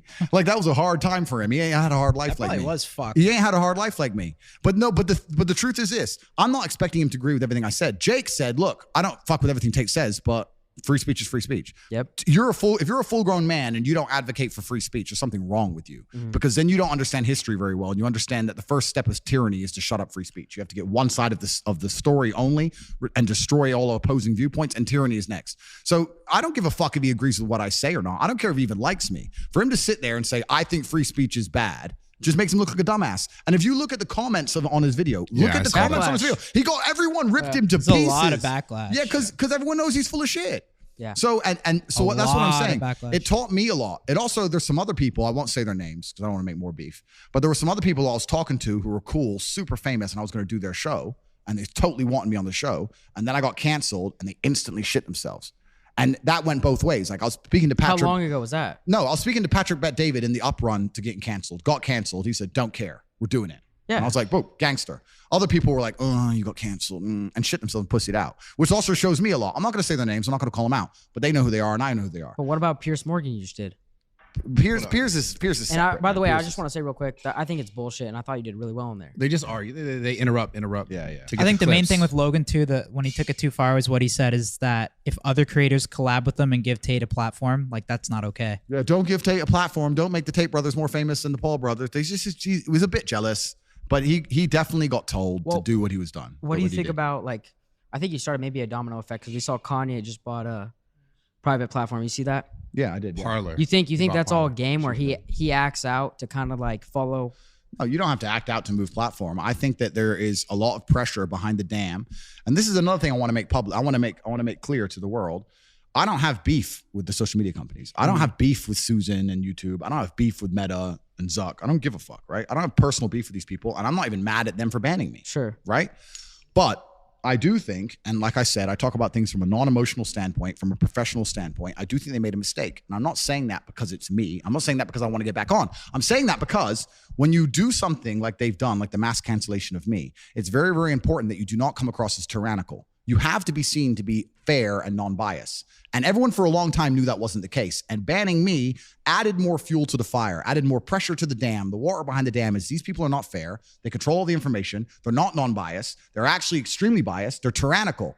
And what happens is when you have a lot of pressure behind a dam, it takes a very small crack for the whole thing to explode. The crack that was missing is someone to be canceled and become more successful than they were pre-cancellation. As soon as that happens, nobody's afraid anymore because nobody wants to deal with their bullshit anyway. For So sure. where do you So think that's this where they made a goes? mistake. Where do you think this goes then? But well, ultimately? yeah. Well, what do you think about Kanye? He acted out. Now he just bought a platform. Oh yeah, the, Well, what do you think about what Kanye's doing in general? the dude's a billionaire, right? So it's kind of like he's in a slightly different position than Joe Schmo. But he's going on like the podcast tour right now, and he is saying some. He's saying way I, crazier I love shit than you Kanye said. too, and I think it's the same thing where like some of what he's saying, like I agree with, and then some shit's just wild. Well, what's your opinion on what he's saying? I haven't right now? watched all of what he said. I don't think he would have ever really truly been scared of being canceled anyway. So Kanye, although I know what you're saying, I don't think it's the best use case. I think it's the general YouTuber and Twitch streamer, normal guy saying, cancel me, I'll go to Rumble. It's weird. He The could guy get- with 40K subs is now saying, I'll go to Rumble, don't care. That's their problem, not Kanye. Their problem is all the low-level creators going, well, if you're going to start fucking my video over nothing, I'll just move. And then there's going to be a mass exodus. And then they're going to sit there and go, when did this all start? We banned Andrew Tate for no reason. We should have fucking kept him on the platform. I think they fucked up. And I really genuinely believe that. And what happens is, it's kind of like, if you're a tyrannical person, you have to sit and try very hard to not come across tyrannical. Mhm. You know, like if you're a jealous guy, you have to try very hard to not look jealous. It's like they haven't sat there and looked at the optics of it. Sure. And now they're sitting there I know they analyze data in real time at the point of the cancellation. In fact, because my team analyzed data, right? So I'll tell you this. So when I got canceled, I had the war room analyzing data in real time. So at the height of the media storm, there's apps you can use to measure responses on comments, likes, etc., up votes, down votes, blah, blah, blah. At the height of the media storm, it was about 55% of comments on any post involving me was positive and 45% were negative at the height of the lies. It's now 95% positive. So now that they've fired all their bullets, that's all the media machine can do. Don't you think They people can't- switch up though? They can't print that I'm misogynist again. They can't print the same lie. Yeah. They've shot me with every bullet. I'm still standing here alive. It's like the zombies coming. You've emptied your clip. He's still here. And now everyone loves me and they're sitting there and they fucked up. Where does this go though, as a whole? You know what I'm saying? Not just for you, but I mean, as a whole, like, is this going to create like overall just rebellion, do you think? Like, because where does this end up in 20 years from now? If more people are dipping and going to other platforms, just new platforms. They're going to Rumble. Or not Rumble. even just content wise. I just mean life wise. Like, where do you think this is going? Because everything shifts, right? Powers always shift. Yeah. So is this going to turn to a point where like, I don't know, the right side, which is typically the side that's being more like quieted, is that going to be then in control and then attacking the left in the same? Because it just swings. Yeah, you're right. Life is cyclical and it goes in a pendulum. And Right. I do think that there's now a change happening in society. I do think it's going to shift. But won't it be just as bad if it gets to the other side and then the other side is just feeling the same exact way? Like, how do you think we find a balance genuinely? I don't think we'll ever find a balance. I don't think we will, bro. I think it's. I think humans, the society's just so I agree. fucked up. I But agree. how much do you hate to see you leave and now everybody loves you? Everybody wants you. Well, everyone back. loved him prior to leaving. Too, No, as but well. you said there's a bunch of negative comments and shit. Yeah, but it's now, the thing is with the internet, it's a very vocal minority. That's the truth about the internet. You sit there, Negativity, yeah. the negativity, you go, oh, people don't like him. It's like 4 dudes with no life. Like the truth is, I've never had a negative interaction on the street ever. I've been approached by thousands of people. Like everyone loves me, right? We're It's more a very similar neg- than you think. It's a very negative minority, and It's a lot more than that in person. Yeah. So. But yeah, I think everyone's gonna be moving to alternative platforms. Obviously, I'm on Rumble. They've been fantastic to me. I have nothing but good things to say about them. But fuck content, the overall thing. Overall, I think that social media is going to change to the point where I think the next big thing for a platform to do would be to allow the content creator to own their subscribers. Imagine there was imagine there was a platform where you owned the subs. You had their emails, you owned the subs, and you could choose any platform you wanted, and you could bring your subs with you. Sounds like you have a plan. How does the platform? That's what sound? I'm just Sounds like saying, you have a if plan. a You thought platform of were that. to do that, where would you build your following? Wouldn't For you sure build your there. you'd build your following where you own the data? So what these large companies do is they want to control the data for as long as possible, and that's going to be disrupted when someone comes along and says you can build your following and you own the data and you own the following, and if I'm not good to you or you think I'm tyrannical, you can take your following somewhere else. Then they're going to conquer, and then YouTube's going to fall. Well, that's the thing that's always got me going crazy is like this whole like all these platforms are money driven at the end of the day. And I don't think people really realize it, that the data that they're grabbing, like for example, the whole period of like when the world shifted to social media and mainstream media lost their power on television, they realized, oh shit, we need to own social media. We need to have our people here, because at the same time, like they were losing money from advertisers who were like, we're all going to social media now. We're not going to go pay the television because no one's watching anymore. How do we get people on our website or on our social media channels? And they did the same thing like that, like almost YouTubers have done for years, which is like create content that is like drama driven or negative driven to get people in. So do you think that will ever change though? Because it's always going to be content based and content driven. Yeah, I agree with you. I don't think it's necessarily going to change, but I do think that people, as they wake up, are going to understand that having control of your data is more and more important. For sure. Yeah. And it doesn't matter whether it's your social media followers and your subscribers or your email list or even credit card processing, right? Like you guys have a business and you're charging for credit cards. Whoever's doing the credit card processing for you, you need to be able to go to them and say, give me all those card details. I want to use someone else. Yeah. And if they say, no, we're going to keep them, then you're going to say, fuck you. Then I'm not going to, maybe it's too late now, but when I start my next business, I'm going to work with the people who allow me to have the credit card data from my customers in case I want to use somewhere else. We're going to start getting our data back, and that's going to take their power away, because anything that's free for us to use on the internet isn't free. We're giving them our data in payment. I That's believe- what we're doing. I believe we're this paying is for why- it with Yeah, At data. what point, though, you know what I'm wondering too, and I think what Rumble's doing is great. Obviously, Steve, our guy who got deleted as well for no reason, no strikes at all, just completely deleted. He's on Rumble, Love which is Steve. great, and he's uploading soon. But at what point does the agenda start? Like on OnlyFans now, you can't post a swipe up link to OnlyFans. At what point does like Instagram like flag Rumble and say like, yo, you can't promote Rumble on Instagram? They'll Or try. like, does the App Store, like, I think the next step for them is like the App Store might be like, yo, we don't want Rumble. Yeah, on our App Matrix Store. Like, I feel like, attacks. I don't know. I feel They like they're just gonna adjust. keep taking it further and further. Matrix attacks, and I mean, obviously I don't know, but of course I think Matrix attacks are going to come is Truth and try. Social on the App Store still? I have no idea. It is. Okay. I don't know. Matrix attacks are going to come, but I think when you have strong leadership and you have smart people and people who certainly anticipate that, and also when you fight for good and you're truly doing the right thing, God smiles upon you. And I don't believe that tyranny lasts for long. Name a tyrannical government or a tyrannical situation in history that lasted forever. You can't name one. There's no matter what, whether it's the Roman Empire, whether it's the Third Reich, whatever, when Yeah. you're tyrannical, sooner or later, there is a revolt.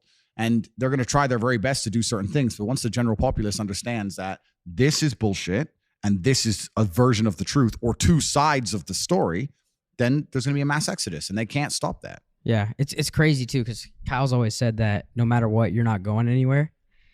And you just did Sugar Sean's podcast, right? Yeah. How many times have you seen that on TikTok?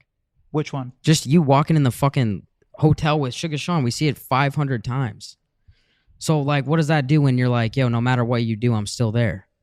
Well, that's what I was saying earlier at the very beginning These of my guys answer. certain lives. This is what I was saying at Yeah. the very early in my answer. That's what's concerning to me now. What's concerning to me is that Where do they come next? Yeah, But do you feel like you're the only guy that can like overcome this cancellation? Because nobody else has been able to. well, it's kind of like the 4-minute mile. I don't even know the story of the 4-minute mile, but when everyone was running long distance running, everyone said a 4-minute mile was impossible, and everyone was attempting it. It was impossible, and then one guy did it one day, and after he did it, 10 people did it in like 3 weeks, Yeah. and it's like the belief.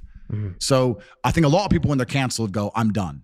Now nobody else has my. I will sit here and openly say my network and the things I do and the unique way I approach it and the war room and the organization I have and the money I have and the influence I have is unique. Most people don't have that. However, people will have the morale to go, I've been canceled, but you know what? I'm not quitting. Doesn't matter. Not giving up. All right, just make a new account. Bang, back to work, back to work, back to work. And on a long enough scale, if enough people do that, there will be inertia and momentum behind it, which will make a shift in the universe. It will attack the matrix in real time.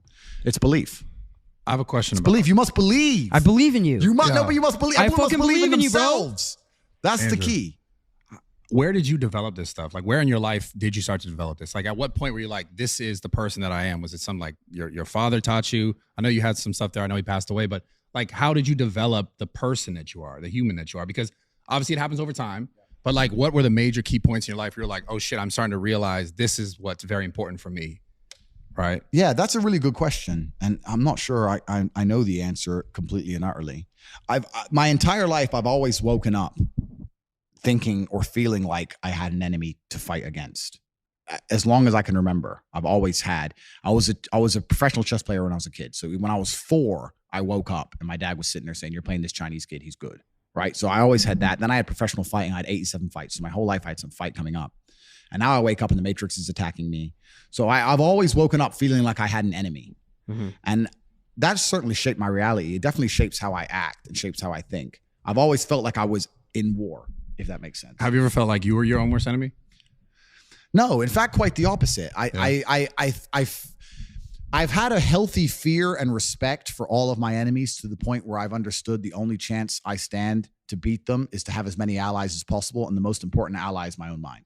Yeah. I have enough people who dislike me that I don't have the luxury of doubting myself. So even at the height of the cancellation, right, when they were coming at me with everything, and I haven't even told you some of the stuff they come at me with, I'm about to tell you, and it's a lot more scary than getting deleted from Instagram. Sure. When they were coming at me, absolutely, even the people close to me are going, "You're dealing with this well." And I was like, I have now innumerable shadow figures trying to destroy me. If my brain betrays me, I'm really fucked, right? Yeah. Like I can't go down that path. So no, it's actually completely the utter opposite. I've galvanized myself against internal enemies. Me and every single part of me is all on the same team, and it always will be. And I think that's because, like I said, my whole life I was battling against something and someone else. But I'll tell you some of the scary shit that happened, man. Like reporters were doing articles about me. And they found my members of my family, found my mother. They started harassing my mother and people outside her house and protests outside and trying to track her down, all this crazy stuff. Then what happened is reporters started calling all my ex-girlfriends and saying, "Hey, I know you've noticed Andrew Tate's in the media. If you have a story about any of his misogynistic comments or anything he did bad or anything bad he did when you were together, we'll pay you £50,000. Do you know how many girls were contacted? 15 that I know of. Okay. So, but the point is this, that's effectively a bribe. Yeah. Do you have a bad story about Andrew? 50 G's. Right. That's effectively a bribe. Yeah. And the fact that this actually Matrix, this is testament to what a nice fucking guy I am. Because if you were to get the average man and say, "We'll take your last 15 girls you fucked and offer him 50 grand to say something bad about you," most dudes are going to have a couple chicks say something bad. None of them turned on me. Not a single one. They all text me saying, "This reporter's trying this.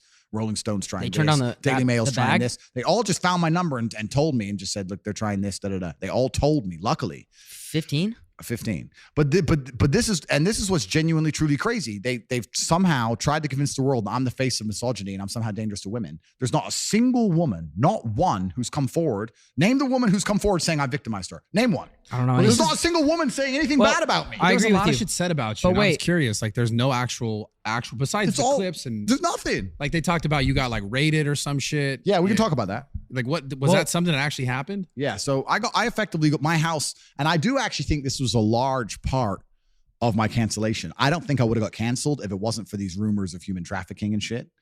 But because then they start really looking at you. I got short shorts on for the podcast. Sorry guys, I was in the desert. I normally wear short shorts too. Yeah. But yeah, so I effectively got swatted, but it was a very unusual scenario and an unusual situation. And now I'm looking back with my chess playing mind. I think that was part of the whole plan from the beginning. Yeah. Somebody was having a conversation with someone close to me, said they'd come out to visit, cool, whatever. Came out to visit, hang around the house. Everything was fine, chilled, no problems at all. Left, no problems at all. Then said they were kidnapped. Like, it doesn't make any sense. And then the police, obviously, I have respect for the police force. I'd hate to live in a country where you call the police saying that someone's kidnapped, they don't respond. Of course they respond. They come and check. Yeah. You got swatted, right? A fake call. Yeah.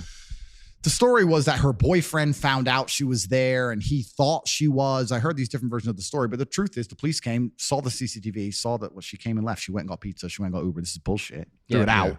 But it doesn't matter. They ignore the fact that it's thrown out. They run with it, right? Yeah. His house was raided for human trafficking. That's all they say on repeat, on repeat, on repeat. And I'm thinking that was orchestrated. Someone sent her to do that to begin the attempted downfall But attack. you're past that, right? it's all over now because it was never a thing anyway. But I wasn't even arrested. I was taken to the police station in question for an hour. They went to the CCTV and I went home same night. The one thing I do want to ask you is, do you ever fear that cancellation is gonna go above social media? Like, let's say, like What, like this? That's No. what he was talking about earlier. No, That's what but I'm I'm saying. saying That's no. the But this is the cancellation. No, but I'm bro. saying like a restaurant or a state's gonna say, "Yo, you're not welcome here." A restaurant can get fucked. So I don't But care. I'm Yeah. saying, like, you know what I mean? Like, if they're like, "Yo, we've talked about it. We don't want you to visit here." If Dubai did that, I'd be upset because I love Dubai. But Like, is that a possible scenario or something you worry about? perhaps, but there's literally only 2 or 3 countries on the planet I'd care. Yeah, If most countries, if they came and said you can't visit, I'd be like, don't give a fuck. What are those I countries? think that's that you care? ridiculous too. I love Dubai. Yeah. And genuinely, I don't like godless places. This is why Sure. this is my problem with America is it's godless. I don't like it. I like where you live amongst a religion, regardless of what the religion is. I would hate to get kicked out of Eastern Europe, but the chance of that happening is 0 because they agree with everything I say. I would hate to get kicked out of Dubai, but the chance of that is 0. Anywhere else, I wouldn't care. I don't care. If whatever Miami? other country, Yeah, would you go to the States? I know you said you didn't want to go there, but it's godless. I don't feel comfortable. When I'm in Miami, I look around and I say, okay, there's hoes. Okay, you're hot. But it's just drugs, parties, degeneracy, sluts. It's just, I don't like the vibe. I don't feel at home there in any way. Where's the church? I just feel like saying to these bitches, go to church. Go to church. Stop telling me about your OnlyFans. Go to church. What's wrong with you? I don't like any of it. So I don't want to go. So I don't care if they ban me. Yeah. So restaurants, I don't care. Countries, I basically don't care. And the real cancellation is putting that's a a bullet in clip, your head. eh? Tate, why Tate Yeah, but hates I'm just- Miami? Yeah. But Well, they're- do you have like? But you let's can't- just, wait, hold on. Do you have like a favorite spot there? Like, if you had to go out there, do you have a favorite spot in where? in Miami? Oh, I don't know. Where did I go? You partied there a lot, I thought. Yeah. Booby Also, trap? hold on. You come here with a bunch of girls though, and you say the same thing. What do you mean? Like you came with a bunch of girls. Huh? It's not Yeah, true. why are you calling him out like Oh, that? they're on camera.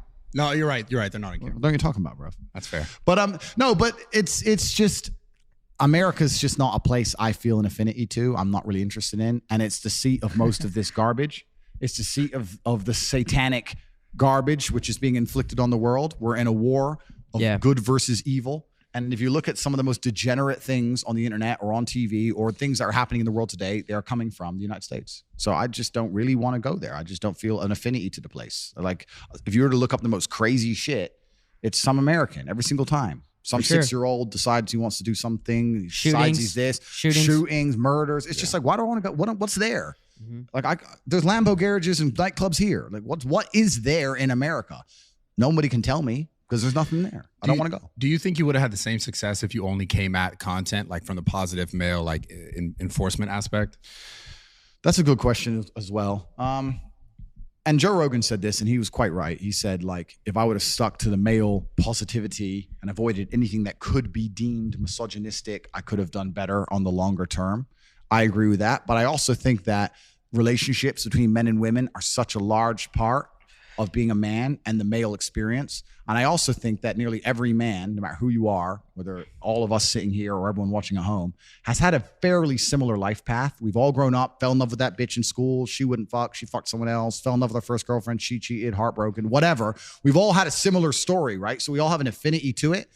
And I think that your relationship with women as a man is one of the most important things you're going to go through in your life. If you look at a man who's truly content and truly happy, he has a good relationship with women. And if you ever look at a man who's miserable, he might have all the money in the world, but his Women in general? Women- wife doesn't like him and he's miserable anyway. It's Women in such a- general or one woman? No, but I'm saying it's such an important part of the masculine experience. It's hard to talk about positivity and masculine values and how to approach life and never mention relationships with women ever. So have you been through something like that with a woman? Everyone's had like girlfriends they broke up with and missed, and I'm You don't saying have everyone. do you have any specific stories of yours in your love life that kind of like showed you that? No, I don't have anything that's I don't think is outstanding or any different than anyone else has. Yeah, I understand. Do you know what I mean? So you think talking about that stuff, that type of content, which is so important because everyone has dealt with that kind of stuff?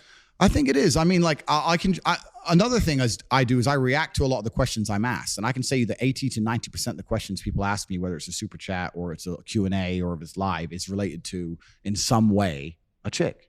Yeah. Like 80% of the questions are, my bitch doesn't like me anymore. Why? And I'm like, because you're a fucking loser. And I have to But give do you them the give him answer. advice on how to change it? Yeah, yes, I do. I tell them the How do you truth. define a loser though? Just like a bum? My basic message, which has been largely misunderstood, is people always sit and say Tate says all these crazy things about girls and and I say that I can only speak from my experience, and I am not naive. I understand that I'm living a very unique masculine experience, and it's a top tier one, and I can't imagine living life as a man any other way. And as a man, you need to get up and work hard and become a top tier male, or your life's going to suck. That's basically what my message is. When Joe Schmo comes and says, I'm Joe Schmo, I'm not you, what do I do? And I say, I don't know, because if your bitch will fuck Joe Schmo, then that means Joe Schmo's your competition. Now you got to worry about the guy in KFC, bruv. Like, she'll fuck anybody because she's fucking you and you're a loser. So you got to stop being a loser and get a bitch who doesn't fuck losers. So what do you want me to do? And that's my basic message. But you can't avoid that whole topic, right? Yeah, for sure. And then you know, even just what I said there, they're going to take it, chop it up, say you said this about women, fuck losers, and they're going to come at me with it. Yeah. I think Have you backed off talking about like the woman type of shit now? A bit. I mean, it's a bit boring anyway. What's there to say? You Like, said whatever you want said to say, everything. right? I think women stay with men they respect. You have to be a man worth respecting. And I say this all the time. So are we rocking with female pilots now, or are we? I still don't want chicks flying my What do plane. you think about it? What do you? but wait, your I'm jokes for just that. asking. Your What do you jokes. think? I still don't, but that's not an insult on women. I'm not attacking women. I think that women are amazing, beautiful creatures, which are better at a lot of things than men are. However, in certain scenarios where there's high pressure in the result of an unfortunate circumstance, I think that men are calmer under pressure. So I would prefer to have a male pilot. I'm not just saying gonna clip that first part though, to be Oh, honest. exactly. Yes. So I can't win. So I can't win. What do you think about a stay-at-home dad and the wife works? I think if that makes him happy and they're a happy couple, then that's what they should do. I can also sit here and say that I don't think that will be a happy couple dynamic for very long. I don't think it will last long. That's my personal view. I think Sonny's that, thinking about The doing mom's that. getting slammed in the office. I don't think I and can shit? marry. Well, I no think- chick that rich is gonna marry me, bro. What the fuck? I don't know. I thought that was your plan. No, I can't get that. I think once the chick like Steiny's trying to be a stay-home dad, or what? Exactly. Nah, He's been talking about it a lot. I have never said that once. Oh, okay. Just making that very clear for the audience. By the way, I'm gonna get the bag. Nobody has to worry out there. Well, the audience is here, dude. What are you talking about? That's Okay, right sorry, here. my He's fault. looking at Jesus. the chicks on the couch. When Oh, I there's no chicks here. when I comment on that, I'm not saying that people shouldn't do that if that makes them happy, whether it's the man or the woman. Everyone should live and do whatever makes them happy. I'm saying that I don't think that relationship will last long because I don't think a woman would be happy providing for a man on the long term. That's my personal view. I'll say that some people sit there and go, that's misogynist. Some women work hard. I'm not saying some women don't work hard. I'm not saying that some couples won't work. I'm talking about as a generalization. In general, I think that couple dynamic, I don't see that working in the long term. That's my personal view. Sorry, world. Attack me. Wait to cancel me again. What Go really? ahead, Brad. Yeah. What really makes you happy now? Right now. Hanging with your boys is the funnest thing to do, though. Huh? Hanging with your boys is the funnest thing to do. Yeah. Hell No matter yeah. how much money you have, it's still always going to be the funnest Always thing. the best. There's nothing else to do. I agree. Hanging with your boys and talking shit and laughing is always going to be the peak human experience. Yeah. Well, once you have it all, like, where do you go from that? Like, you get more. You just shit, need- more I shit, think- How more many shit. close boys do you have? Yeah. Like you, Tristan. Who else? 2, 3. Tristan, you want to come in here? You don't want to come on here? No, he's good. Hanging with your boys is always going to be the peak thing. It doesn't matter if I have $100 million or I have $10. I'll be still sitting with Tristan laughing. That's have you- always going to be the funnest Have thing you to guys do. been like that since you were born? Yeah. Yeah. Was that taught to you, or it's just like a bond? It was semi-taught to us. We tried to fight when we were a kid, and our dad wouldn't have it. Fuck yeah. He was like, "No, What do you? the world's out to get I you think boys. You're on people. the same I think team." there's a lot of people that don't understand the importance of like getting along with your relatives, and that's something that you guys show. I think people envy. Well, yeah. I mean, if you have a brother, the idea is that you make your best friend possible out of him, right? Why else would you have a brother? No, but I think there's a lot of like families that lack that. And But this is the thing, and this is where I'm about to get. I need to shut up, man. I'm about to say some shit. you're already canceled. Yeah, What whatever. they want to get rid of the family? No, I can go down a whole bunch of Oh, tangents. That's true though. Yeah. But I can go down a whole bunch of tangents. But in my experience, these shorts are so small. 1 second. Oh, you're good. Yeah. Where's the sheesh guy? Are Does you he have going a for pair like of pants? Are you going for like the Dan Bilzerian type of vibe? With the I short was shorts? swimming, and then we went to the desert, and then you guys are here. Okay. So it's just one of them things. In my experience, I have a lot of guys who come and say, "I'm not as close with my brother as you and Tristan. I want to be as close. Why are we not as close as you and your brother are?" And and 95% of the time, the answer is because of chicks. Because you have two brothers growing up. They hit puberty, whatever. They both get different girlfriends. They move in with their girl, or their girl doesn't like them rolling with their brother because they're always out doing man shit, and their girl slightly isolates them to a degree, or their chick doesn't like his chick, or whatever. There's some chick involvement. So if you want to truly have a close relationship with your brother or your friends, you need to have a relationship with them where you sit and say, "All right, cool." Me and Tristan have done this multiple times. We've had girls sit there and go, "I don't like your brother." That's a problem because She gone. if it gets anywhere near a decision, you're going to lose. So you either like him right away or just fuck off. But most people won't do that. Most people will be like, well, why? Well, yeah, he was a bit rude to you, I guess. Okay, we won't go over there tonight. Please suck me off. And then it all falls apart. That you is have to make a choice. That is very true. It's true, bro. You have to make a choice. You have to make a decision. And we always made the decision to put our brotherhood above everything else. I never thought about that. And it ties into lots of things. It also ties into economics. I've said this story before, but I'll say it again. When I was growing up in Luton in England, which is a highly Islamic town, there's lots of Muslims who live there. I was friends with some Muslim guys in college, and they used to laugh at me all the time.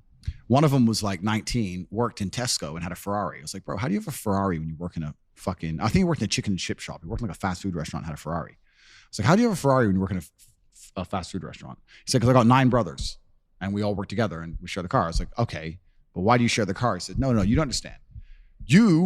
I won't use the racial slurs, but he was like, you people, there's you and your 3 brothers. You all grow up, you all decide to get with your girl, you all go pay different rents, you all disappear, all your money gets spread out now, you're taking your girl on holiday and paying a different rents and you're all separate.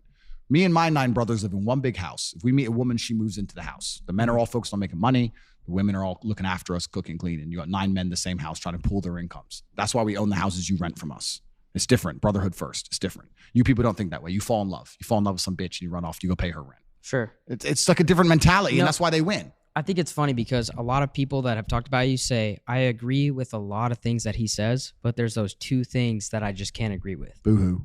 But it sucks. It doesn't suck because that's life. I don't expect people to agree with everything I say. But a lot of things that you do say are very important. So those messages for the younger audience, it sucks that that's not getting taken in, but the bullshit's what they look at. Well, yeah, they find the little bits that they can use to purport and try and pretend I'm a bad guy and they amplify them. That's true. But I can't think of anyone else on the internet who I agree with 100% of what they say. There's people I really like.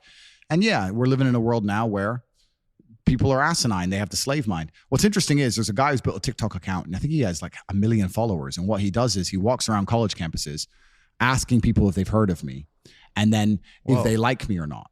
It's brilliant. So he goes, have you heard of Andrew Tate? And they're like, yeah. Do you like him? No. Why? He's misogynist. Define misogynist. And they go, yeah. Whatever, bro. And just what? They don't even know why they dislike me. Yeah. And it's the slave mind. Taught to dislike. Yeah, they can't even tell you a quote I've said. What's he said bad about women? He's a piece of shit. They can't answer the questions. They don't know. So a lot of these people are just slave mind programmed, right? No girls ever pressed you in public? 0. Absolutely not a single female in public has ever once said anything negative to me ever. In fact, quite the opposite. Oh, yeah, I wish there was more men like you, protect, provide, etc. Yeah, people take everything out of context. I've never had a single chick ever mad about anything I've ever said ever. Not one. Now, maybe if I was in godless America, I might get some girl doing some dumb shit. I live in countries of civilization. I live in a civilized society, but I've never had it. I want to switch gears a little bit. So earlier I was talking about self-love. And you said earlier about like your brother and you have all the money, you have all the stuff. What's really important is like the time you spend with basically your loved ones, right? So my thought in life is that the most important thing in life is love and being able to love yourself and love those around you. Yep. I wanted to get your opinion on that because I think more kids, because obviously a lot of kids are going to listen to this and watch this, but I think more people should talk about that idea and how do you find that? I wanted your experience of finding that as a whole. Yeah, and that's a really good question. And we live in a hateful world and it's kind of scary because whether it's the sensationalism that the media outlets are getting from the clips by purporting hateful ideas, like you just said, whether it's the weaponized virtue, which is basically pure hate against people like me or the people they don't like. Cancellation as a whole is hateful. It's a hateful act. They'll sit and say, he's so bad. They don't, let's use my example, misogyny. Do you think the people who are attacking me give a single fuck about, do you think any of them donate to women's charities? No, do you think any of them protect women or care about women? No, they just hate me. It's hateful, right? Yeah. So we live in a very, very hateful world. And I think love comes from a position of strength. I think you always have to be a strong person to love. I think you have to be an intelligent person to love, which is why stupid people are so hateful. And you have to work on yourself. And I think you have to become strong in your body and mind to love things. It's not easy to love things and people when they do you wrong. It's not easy to love a woman again after your last one did whatever.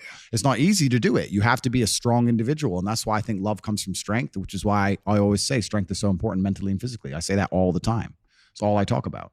I say that if you're a man, the easiest way to improve your life in every single possible way is to just work on your physical strength and your mental strength will follow. And and you become a better person you can love. You know this yourself. Look at the size of you, right? You go in the gym, it's the biggest guys that are the nicest guys. True or false? True. Because they don't have this ego. It's the same. If you walk in a fighter gym, the most deadly dude in there is going to be a nice guy. And it's interesting how the perception is that you're going to be a bad guy because of the way you look. Completely. A lot of things, like the things that you say or the things that you're doing, or like the masculine stance that you take, you're a bad guy. Yep. And it's just, the whole thing is just crazy to me how it happens. But I really want to emphasize that for the people listening, is like self-love is the most important thing, and being able to give love and share love. Like, what else are we doing all this shit for? Completely. And you can't pour from an empty cup. And before you give love to anybody else, you have to truly love yourself. And I think the easiest way to love yourself as a man is to be proud of yourself. And to be proud of yourself, you have to decide who you want to be inside of the metaverse, inside of the matrix. You have to decide the character you want to be and try your best to achieve it. Why do you think people struggle with being proud of themselves? I think because they know they're failing. I think that most people failing in life know very well they're failing. And it doesn't matter what avatar you decide to absorb or who you decide to be. You can decide to be it, and you know true in your heart if you're giving 100% of your energy towards becoming it or not. It doesn't matter if you want to become a famous musician. Doesn't matter if you want to become a bodybuilder. Doesn't matter if you want to become a pro fighter. Doesn't matter what you want to be. You know in your heart if you're actually trying or not. You have to decide what you want to be and try and become it. And a lot of the people who are genuinely unhappy or miserable in their hearts know they're not trying that hard. Well, and I think they also focus on what everyone else is doing, right or wrong, and then judging outward. And everyone's like focused on this outward reflection of like what that person has and versus what they don't have. And it's all just like this just cycle of negativity. Completely. And it's just, we found ourselves, especially with social media nowadays, we found ourselves like most people, because maybe they're not mentally strong enough to understand like, oh, wait, I need to create my own value instead of looking outwards and saying, well, fuck what that guy has, or fuck that guy because I don't have it. But like, how do you think we fix it? Or can we fix it? And this is another question I want you to try and answer too, is like, can everyone be successful? Do you believe that? Good question. So firstly, I'll answer, can everyone be successful? Okay. I think the world would be a terrible place if everyone had a free mind. You do need the slave minds. I've heard you say that. As annoying as they are, Yeah. you do need the slave minds. You do need the guy who believes that, you know, working in the gas station is important and he's good at it. You need him. It's good. You need these people. But what if that guy just doesn't know any better though? Good. Or he's This is what we're limitations. talking about. Good, though. fine. The world can't all be, you know, mansions on the palm in Dubai. They can't all be that. So successful is all about self-definition, which is what I was saying at the beginning. You have to decide who you want to be. And if you wanted to be Joe Schmo and you pull it off, then you'll be a pretty happy, content person. To decide who you want to be. I think the people who are miserable, it's the gap between their expectations and their reality. That's where the misery lies. Yeah. My expectations were always enormously high. Even when I was a nobody, I knew I had to be filthy rich and a kickboxer, and I knew I had to be the kind of guy that people gave Were a you shit. happy at that point? I know, but I knew I'm basic things. At the age of 15, I knew that if I'm the kind of guy that if I raise my voice, people are going to care. I'm not going to be the guy who starts shouting and everyone thinks it's funny. I know I'm going to be the kind of guy who is genuinely a formidable opponent in all realms of human endeavor. I know I'm going to have money. I know I'm not going to take shit Where did from that come nobody. from though? But You can't just. Yeah, I know. And You can't I understand what you're Well, saying, because my whole you- life you I had the felt same like thing, there's bro. always more. I know that there's more. Like, But I it's think just- a lot of people have that. of course. But the people who are miserable are the people who don't try hard enough to obtain it, because I actually believe, and this is another thing I'll say, I believe the universe is very giving. I think the universe and God himself is very giving. I've yet to meet somebody in all my years who is genuinely giving 100% of themselves day after day, doesn't snake anyone, firm handshake, look you in the eye, doesn't lie to nobody, and tries 100% who doesn't get what they want. I've never seen it. Every single person who doesn't have what they want, there's something in their story that doesn't quite add up. I've yet to see some guy have you ever seen a guy who eats right and trains his ass off and never misses a gym session ever not grow? No, ever. no, never. Not Ever. what? Not what? Grow. Not grow. Not make Ever. gains. It's just, that's the way the universe works, right? So if you're truly about it and you're truly trying your absolute best, you're going to do it. And that's what I believe. I believe the universe is extremely giving. So when I meet somebody and they go, I really wanted this and I don't have it, I say, you didn't really want it. You're a liar. Out of all like the successful people, most successful people in the world, would you say that all of them have like something in common in the sense of like some sort of hardship in their life? It's not. Well, yeah. I mean, trauma is extremely important. And this actually goes back into answering the first part of your question, which is interesting. There's a study I read about stress. And it was saying that stress has a placebo effect attached to it, because the placebo effect is extremely powerful. So they found some of the most stressed people in the world, and they split them into two groups, and they're all equally stressed. They all have a bunch of cortisol in their blood. Yeah. The people who believed that stress was bad for you and that stress can hurt you, and they believed those media articles, were dying earlier. They were having heart attacks and they were having stress-related illnesses. The people who believe the opposite, who just said, stress is part of being successful. I like stress. When I feel stressed, I do my best. It makes me anxious. It turns my brain on. I like being stressed. Lived longer than average. Yeah. The point is, the same drug, how you look at it and how your body anticipates it, how you feel about it, affects the real world results, which goes back into what you were saying earlier about the jealousy. You're saying people look on social media and they get jealous and it demotivates them.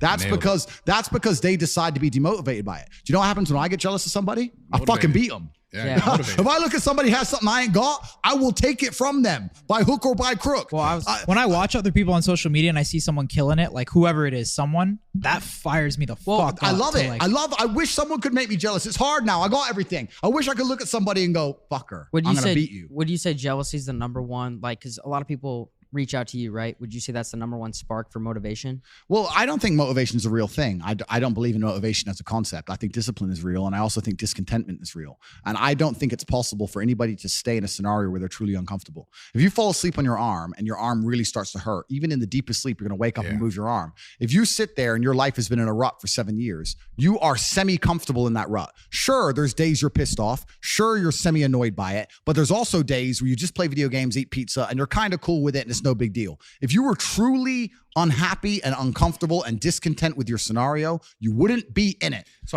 I don't believe there's anybody who's truly, when I was broke, I couldn't sleep.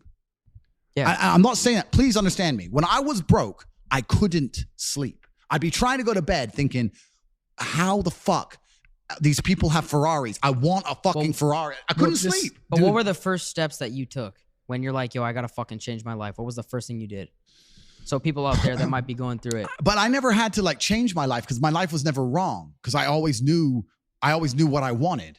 And I was always doing my best to get it. I think that's like built within people. Listen, hold on. This comes down to self-awareness. Everyone is, like I said earlier about the outward reflection about what's happening. People aren't taught to be self-aware anymore. People are taught to just like I said, look at that guy, what he has, and be mad that you don't have it. Or like, if something's going on with me, I don't want to look inside and say, what's actually happening with me? Why am I this way? Why am I the person that I am today? Everyone goes, it's an outward. Like if I have a problem with a girl, oh, it's her fucking fault. Oh yeah, She pass the fucked blame. up. Pass the blame. Everything has been that way. And I just want to talk more about this kind of stuff because like we're asking these questions like about like what this, but I want to figure out deeply, how do you think a man specifically in this case is able to look at themselves more comfortably without holding the judgment, the fact that they don't have the stuff over themselves? Because we need to talk more about this kind of shit and critical thinking as well. We'll get into that next. Completely. You're totally right. I think there's two answers to the question. One, I think a lot of it came from chess because chess is the most ruthless game on the planet. And what chess will teach you, people think chess guys are nerds. Chess guys are psychopaths, man. They're ruthless. No, they're smart. They're smart. Are you nasty at chess? I'm all right.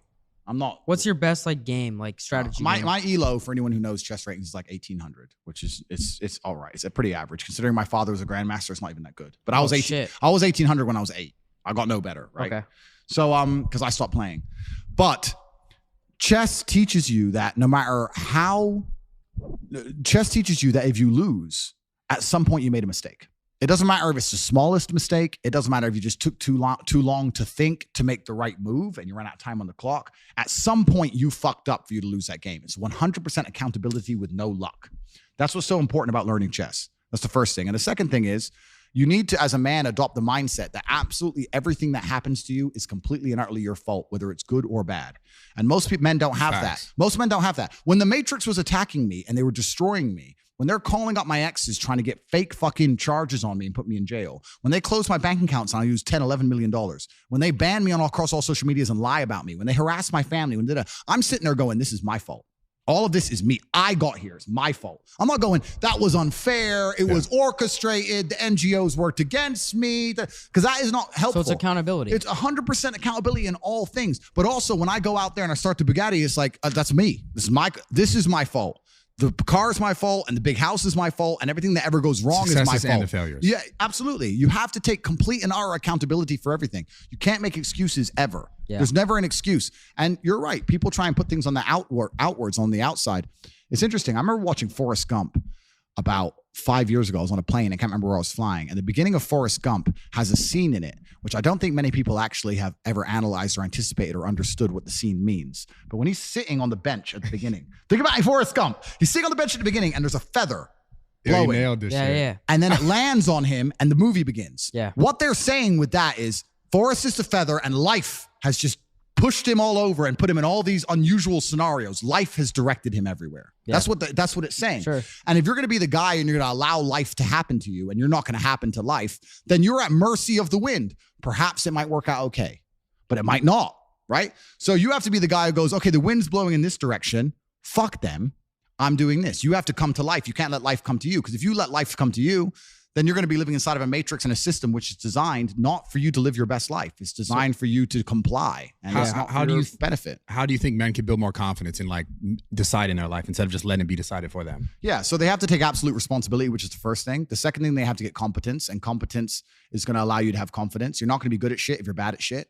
You have to be good at things. You're only going to be confident at things if you're good at things. I know what I'm good at and what I'm bad at. So you have to go out there and take risks. You have to make mistakes, and you have to risk it all. And once again, this comes down to competition. I think competition is such an important thing in the masculine world. Yeah. I grew up in the chess world, and I went into the fighting world. It was all extremely competitive. It's competition driven. You can't make excuses. If I sit here and say I lost a fight, cool, you lost a fight. But I lost a fight, but my gloves, when they were wrapped up, my hand was hurting, and then they Excuses. Bro, you lost, G. Yeah. Like, no one gives a fuck. Yeah. Like, you have to understand that excuses don't matter. Nobody cares. Life's binary. Winners or losers. And you just have to take absolute responsibility for all of this. This is crazy. The same thing what Volkanovski was talking about when he was we did a pod with him before the UFC thing. I think it was aired last week, but he was talking the same thing. How he was in a fight, UFC fight, big fight, and he's fighting this guy, and he broke his hand, I think, in the early rounds. And then he talks about coming back to his corner and saying, I broke my hand. And they're like, they didn't respond to him. And then he comes back again after that round that he did well in, and he won the round. He comes back, he says it again. And the guys are like, why do you think we didn't say anything the first time? Like, shut the fuck up and you have to do this, because this isn't going to change. Yep. And people are so caught up when things happen. They're just like, People make They go in excuses. circles. Yo. And they go in circles. That bro. They was make great. excuses and they play victim. Yes, That's and what they I go- find a and lot. they go, That's this is the why, main this is thing. why, this happened to me because of this, because of my childhood, because of my past trauma, because of my life, whatever. Yep. But people are so not taught to like look inwards and go towards those things. Well, We're I not think taught you think that. playing victim is it's It's an easy way out. Yeah, it's a laziness. It's a sometimes. laziness. It's an easy way out. It's a good excuse. And it also makes you feel better about yourself. Me and my brother have another thing we do. We do this all the time.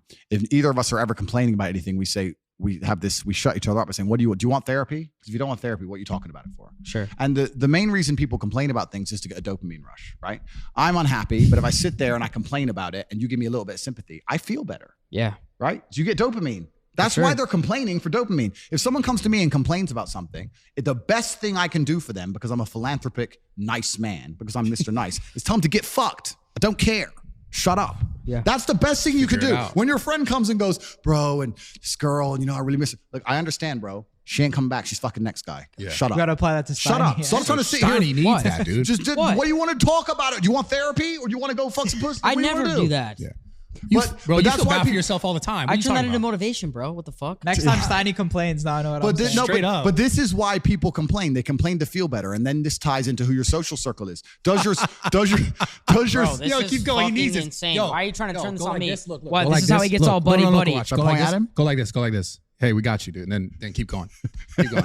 We're actually boys, so I don't know why you're trying to do this. Dude, I it's got actually your back. could you put your hand on him? 'Cause he needs it more. But you can't just do this. Come on, dude. No, I mean, I've lost my train of thought now. Yeah, No, I haven't. he lost his so- train of thought. You come into my house, no, you don't know that. Okay, go ahead. But a lot of this comes down to your social circle, because there's a whole bunch of guys out there whose friends accept excuses. Hell yeah. If your friends will allow you to make excuses, you're going to make excuses. If your family let you make excuses, you're going to make excuses. You're going to cut 'em out. complain and feel better. You got to be around killers who don't accept that shit.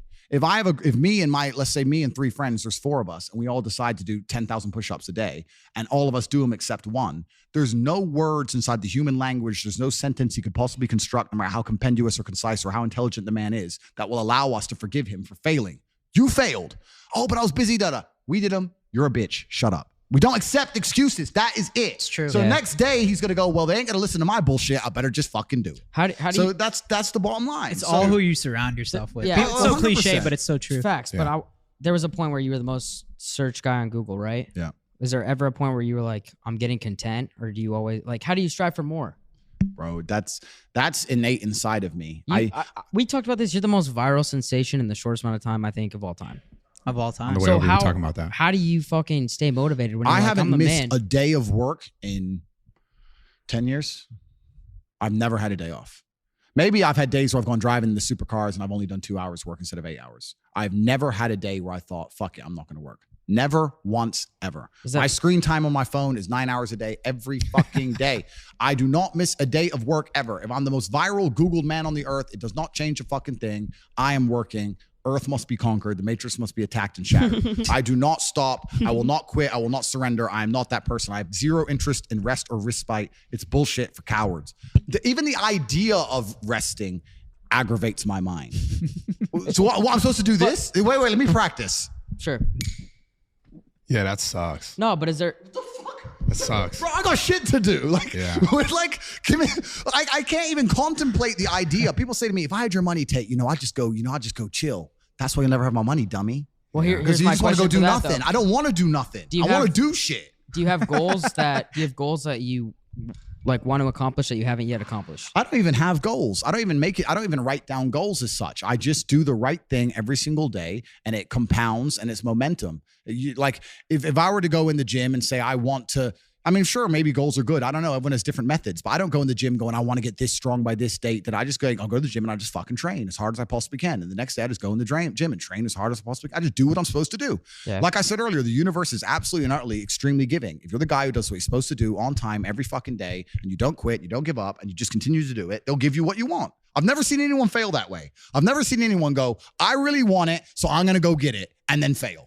Never. I've never seen anyone. So when someone goes, I really want it and I ain't got it, they're a fucking liar. They're all liars. How are you so good? He has an hold on. answer for every question we ask him. Of It's course he's insane. smart. How? So here's the thing. How do you have that? Because he's smart. That's It's why like- he's Every Dr. fucking Tate. question we throw to me is a fucking genius answer. I don't understand. I got another question. So like I think people just fail to I don't know, allow it to happen, right? Like we're talking about this idea of accomplishing something, right? I think what happens is people quit before they get there, right? So you obviously you were always Andrew Tate, but you weren't Andrew Tate as we know him today, right? And so people see someone's success and they go, oh man, why do you think people quit before? Because look at what you just said about being able to succeed even when you do everything right. I know I felt ways in my life when I did everything right. I did everything right, and I still got shit on, and I still got shit on. And I still had setbacks, but I just kept going, right? Have you ever in your life felt at a point where you felt like, damn, I'm getting shit on, even though I know that in my heart I'm doing the right things? Oh, yeah. What were those like? Yeah, completely. And I mean, like I've lost fights or something, and you're like, I fucking trained so fucking hard, and I was winning every round, and I just got caught. And like, there's times where you feel like shit completely. What about taking advantage of by like people or like business partners or friends or? Yeah, I mean that kind of thing's happened as well. But I've never seen somebody who loses faith in themselves end up succeeding. You have to I keep get the it. faith in I get it. yourself. If you see somebody who is sorry, 1 second. Is Georgiana here? Yeah, to get some water. Sparkling water. Gabe. Oh, this is great. You know what? Yeah. You know what? This is sparkling Because that's for water. rich Yo. people, right? Yeah, for That's rich funny. people. Yeah, I I see love what you're that. doing there, Gabe. You got- Sparkling waters for our team as You well. got- hold on. You No, got my boy sparkling water's Steve. for on us, Fuck too. with sparkling Yeah, water. straight up. You like sparkling water? Yeah, for sure. Gabe. I don't like sparkling I We're water. love gonna it, fix that bro. right now. Why? I though? love it. Can we have, Gabe. I don't can like we have it. 4 sparkling waters? No, wait, Andrew. We have Fiji's for us, our team. No, we're getting sparkling, dude.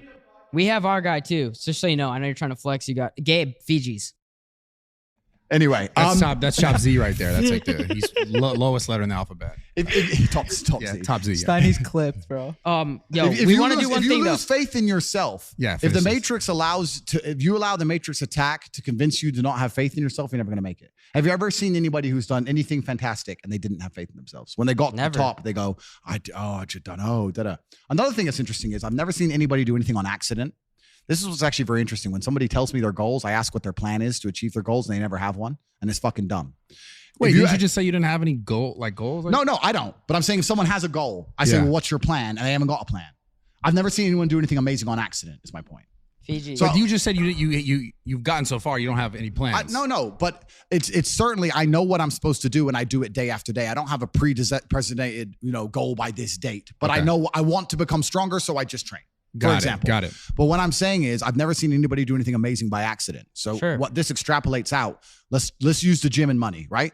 Have you ever found a guy in the gym who's in fantastic shape, and you said, "Why are you in such good shape? How'd you get so big?" And he goes, "Oops, Just I happened." I feel like Don't you're- know, G. But I feel like you're giving us. Don't know. I feel like you're giving us a long answer for like hard work pays off. Well, no, but it's you have to know you're not going to do it accidentally. You have to do the right things every single Yeah. day. Okay. And it's the same with money, right? If I meet somebody and they're loaded, they're like, "How'd you make so much money?" Well, this is what I did. How much I money do spoke you to have? this. How much money do I have? Yeah. He's not Talk gonna about fucking tell you. Well, no, but we'll guess in a minute. But I did this, I did that. I spoke to this guy. I started this company. Da da da. When you ask the average guy, do you want to be rich? He goes, yeah. How are you gonna get rich? Don't know. Yeah, of course. So you're just gonna. How'd you get rich? Oops. This just like it's dumb shit. Like it's just people, and it's kind of amazing. The last 5 years have proved it, but the majority of people are just fucking sleepwalking, bro. They have no plan to achieve any of their goals. They don't try very hard at shit. Everything is someone else's fault. And when my ship comes in, don't worry, in a few years, I'm going to be here. How? Where do you like they're think just that comes fucking from, though? amateurs. Why do you think they feel that way? Where's that People come are from? taught that shit. They're dude. just amateur hour bullshit. Yeah. They're not professional at life. You have to be a life professional. Do you think there's certain people that are kind of like born like that and they just will never learn? No, I don't. I think it's to a degree, obviously there's going to be some genetic disposition, but I also think it's a mindset you can adopt as a whole. You have to be hard on yourself. You have to be extremely self-reflective. If I forget my house keys or my car keys, I punish myself for that. If I look for my phone and I can't find it within 3 minutes, I punish myself. I will not People accept are it. taught to be how do you soft punish now. yourself? Too good, bro. It's fucked. How do you? but I do. Good. How? It's too good. How? Because I do that all the time. How do you come up with that answer? I'm That's bad what I with want to my know. wallet. Like Don't- I'll lose it a lot. If you lose your every time Misplaced, every not time This you, motherfucker's lost 5 wallets in a year. every Why? time you misplace one wallet. every time you misplace your wallet and you can't find it within a certain time frame, give him $100 and I guarantee you'll stop. Give yourself a No, punishment. well, let's raise it. Gotta be a hard little on bit. yourself. Like, let me You get have to 1,000. punish I don't know how to yourself. punish myself. Let's do Okay, 1,000. Can we do 1,000? Cool, we can do 1,000. Okay. You're rich, bro. Yeah. Well, So you give- owe me money, no? Okay, Golf? whatever. Give him give 1,000 every time, and I guarantee you'll stop. You have to punish yourself. So my point is this. So the reason I'm making it is that I talk about professionalism. It's very easy to be a professional at the big things if you're a professional at all the small things. I'm never late. I'm always up at the time I said I'm going to be up. I never miss that phone call I'm supposed to miss. I don't misplace my shit. I did dumb normal stuff, and I hang around normal people, and they're like, "Oh wait, where's my wallet? Wait. Well, wait, one now I'm sec. 10 minutes late." Of course you don't achieve shit. You're Hold a fucking on. dummy. But that's a tactic that he does so his friends will pay for his meals and shit.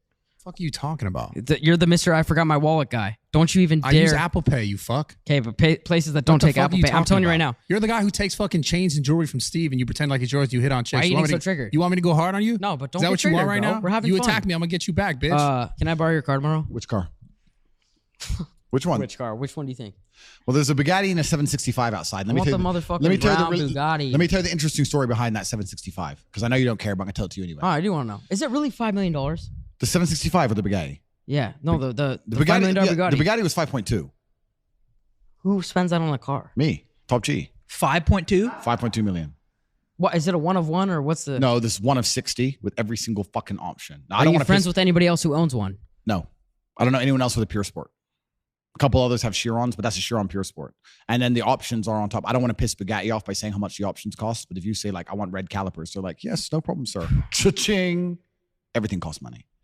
But they've been amazing to me. I love Bugatti. They've been amazing. Here's the and I've first- been good for their brand. No, I'm not done talking about my cars. Listen, Please go ahead. I have with the 28 Bugattis. cars. 28? 28. 28 supercars. I flew the Bugatti here. All in Romania? Are they? They're How all- many are in Dubai? They're all around the world. So this is the story I'm trying to tell you. I need one tomorrow, but yes. Okay, so I flew to Bugatti here, and then I thought, that's only 2 seats. Me, my brother, and my cousin, we don't want to go driving. What's the second fastest car? The 765 is the second quickest, no doubt about it. So I'll fly one of my 765s. I have 2. I have a coupe and a Spider. But the coupe is having PPF on the paint, so it was busy. And the Spider was in Germany, and I was trying to organize a flight. I was speaking to this German guy, my contact. He was being a dickhead, you know, Germans, whatever. So I was just like, all right, fuck you. So I already have 2 of the car. So then I got here and had to buy another one. So I bought that yesterday because What'd you buy yesterday? the Ferrari? 765s, now I have 3 of them. Oh my god. I have bro. 3 765s. So I can't wait to get them all home in Romania and put them on the driveway, like bam, bam, bam, 3 different colors. What's your like primary source of income? I'm a I priest. will never reveal that. I'm a priest. I'm a priest. I'm fighting the forces of Satan. Wow. That- We know I'm that. sitting here attacking the Matrix, trying to save us all from ourselves. But you're I buying work for 28 God. supercars. Hold on, weren't you an atheist at once? I was at one point, yeah. Yeah. But now I'm absolutely and utterly, completely religious. Because you believe in evil, huh? You got Because I've 28 seen the evil. Yeah. I've 28 seen evil. What's your What's your religion? It's kind of like an interesting hybrid. When I'm in Dubai, I'm happy to be Muslim, and when I'm in Romania, I'm happy to be Christian. I just respect the idea of God. No, I Yeah, get that. I agree. I just, regardless of where I am, I respect the idea of God. And when you look at the most heinous crimes and the most heinous things that are happening on the planet, it's usually done by atheists in the name of atheism, and they have no morality, no baseline morality. Yeah. Everything's fine, nothing matters. We can do this dumb shit. Well, a And lot when of you shit's see- done in the name of religion too, though. No, of course, and it was in the olden days. But I also believe that humans need to believe in something, and if they don't believe in religion, they believe in wokeness. And I think that's far more destructive than any religion. What's the cash value of all your cars? 28. 15, 20, maybe about 20, 21. 21 mil. About that.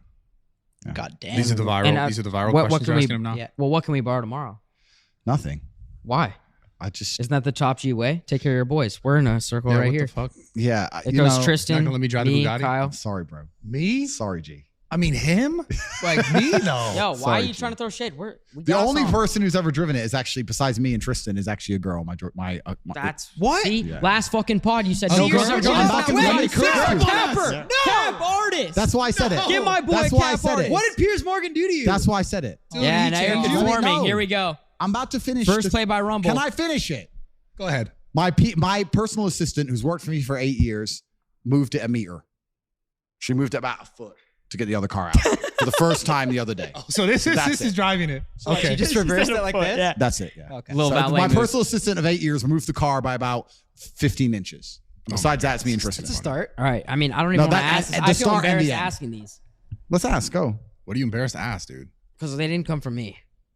It's okay. That's You gotta read it. Go You gotta read read it, bro. Okay. You're the- Fine, you're you're the good. read guy. Okay, first one. Would you ever, or if she lets you smash on the first night, is she wifey material or no? You know what? I've actually had girls I slept with on the first night who turned out to be very nice women, and they stayed and they were loyal and everything. I don't think that's a complete indicator. I don't Okay. know. I will tell the world a little bit free game. My view of an indicator of whether a girl's good or not. Oh yeah, go for it. This is some free game. Yeah. Why am I gonna get in trouble? Let me think about it for a second. Oh, Yeah, no, be no, careful who because cares, now dude? you're on our We'll shit. cut it out if we have to, but we kind of want to know this. Who cares? So this is some game. So the woman has the power the whole way through the dating, right? Until you sleep with her, she has the power because she's in charge. Because she's the prize. You want her. A lot of men say I'm the prize, but most of those motherfuckers say that dumb shit ain't the prize for nothing. They're dorks. They're nerds, right? So she has the power. She's the gatekeeper. The first time that power dynamic changes is after you sleep together, because now if she doesn't keep you in a relationship, she's just a one night stand or a hoe. Sure. You first sleep with her. Most men first sleep with a chick and they continue to chase her and they throw away their power. They get power and it never crosses their mind. They throw it away. She stays in charge. What I have learned in my experience is if you're dating a girl that she's in charge and you sleep together on the first night, and after you sleep together, don't ignore her. Don't be a dickhead, but just kind of reduce your attention by 65%. Just like cut it back down. I slept with you now. Boom. How are you? Yeah, I'm good. You? Shorter replies, more delays, etc. Yes. And here's what you learn. A good woman will then up her game and try harder to keep you because she doesn't want to just go sleep with some other guy because she slept with a guy. It's a big deal for her. She has a pure heart. She'll try for you. If you cut your attention down on a bitch and she just goes, well, fuck it, I'll go fuck someone else, or Yeah. I'll just go on a boat in Miami next party, Problem solved. or she stops replying, then She did you a ain't favor. worth shit. She did you a favor so, too then. Yeah, so But the how- easiest way to tell if a girl's good or not is after the first time you sleep with her to see her involvement in the relationship post that day. Most men never do this test on a bitch. They never do it. So this is why they keep getting stung by fucking girls who ain't worth shit. I can tell if a girl's worth something or not. That's a very easy, there's a few other things, but I'll give that one for free. It's a very easy way because a good woman ain't going to sleep with a guy and then just go, oh, he didn't text me very much. Fuck, I'll just go get a new dick. Those are the ones you want And to then it avoid. fucks with them too because they're like, wait, did he not like it? Like, if Well, you're- that's A good insecurity woman will thing. try Yeah. a little bit. Yeah. It's the first time they'll be the one chasing you if you do it right. And then you can tell if you have a good one. If they do chase you after that, you have a good one. If they don't chase you after that, you'll be glad you didn't keep her anyway. Fast. Okay, What- here's what- the what next is- one. Well, wait, we got one more. I was going to talk about on the same lines. Is that okay? You want to? You is that okay with you, dude? I think All right, they'd rather shut hear the from fuck the up real fans, quick. but if you want to talk about, let's take it back to fucking. No, I'm not going to do that. We're not Five. talking about that. We're talking about girls right now, motherfucker. What are the biggest red flags when it comes to a woman? Like when you first meet, and you're trying to talk to her. What are the biggest red flags that pop up? You're like, okay, this is something I got to look out for. As far as like, Yeah. you personally. Yeah. I mean, that's the only thing I'll truly stay with it, bro. That's the only thing I'll What do you mean? I'm staying at this crib. That's the I'm only staying thing. tonight. What do you mean? Dog. That's the only thing I'll truly judge a woman on because I think that's a very good test of character. Because if a woman destroys the stigma of just sleeping with a new man as soon as she's semi-unhappy with the current scenario involving you, then you don't want to be in a relationship with that woman. 'Cause Biggest red flag. That's the biggest red flag. Yeah. But like if you're dating a girl, I think I've said this stuff before. I don't like girls who are over sociable. I don't like girls who know lots of people. I don't like girls who are always out. I don't Yeah. like girls who You've said that. fair. You I've said said that it- on the last one. I said in the last one, like if I meet a girl and she's like, yeah, and I go here and I know this guy, and then the manager of this place invites me here, and then on Thursday I got this, and her whole schedule's just full all the time. It's just, to me, that's the biggest red flag because girls like that always end up just knowing too many people and getting dragged in too many directions, too many people in their ear, too many guys getting a tempt, too many people getting a pop at the champ. It's just long. This one. I like girls when you say, what are you doing? I don't know, nothing. Like, that's the one. This one's That's the crazy. one. Nothing. You're doing nothing gotta- the next 3 weeks. That's who I want. Those girls are like, I'm going Cancun. Like, oh, This one's crazy. I don't know. You fly a girl out yeah. that you've been talking to. You spend a bunch of money on her, take her shopping, but she doesn't smash. I don't think I'd take her shopping. If I flew a girl out and we didn't get along and she decided not to sleep with me, then that's absolutely and utterly perfectly fine in every regard. Well, I would never want to sleep with a woman who didn't want to sleep with me. I think that's extremely bad energy. It's why I've never in my life paid for sex ever. I've never slept with a prostitute. Not ever. one hooker. Never once. I lived in Thailand for a year and a half fighting. I must be the only guy who lived in Thailand never fucked a Thai girl. I like it. Rub and tug. Never. Rub and tug. Never. Wow. I don't like the energy exchange of a girl who genuinely isn't into me. I think that's bad karma. It's bad juju. So if I were to meet a girl and I were to fly her out and she'd go, I'm just not into you sexually, I'd be like, good. I don't want to get mixed up in that kind of negative energy exchange. Had you always been that way, or is that? I think I've always pretty much been that way. I think the gratification of sleeping with a woman is not just about numbers and banging and stupid shit. The gratification is that she genuinely cares about you and loves you. I think that the love between two people is a powerful energy. I think that women, when they love you, can care for you and genuinely protect your spirit. Yeah. I've had experiences in my life. I'll tell you this, man. I've had times where girls who truly love me with all their heart will do anything for me. I've woken up and all three of them, different ones, all text me on the same day. I had a bad dream about you. Something bad's going to happen. And that day, something bad happens.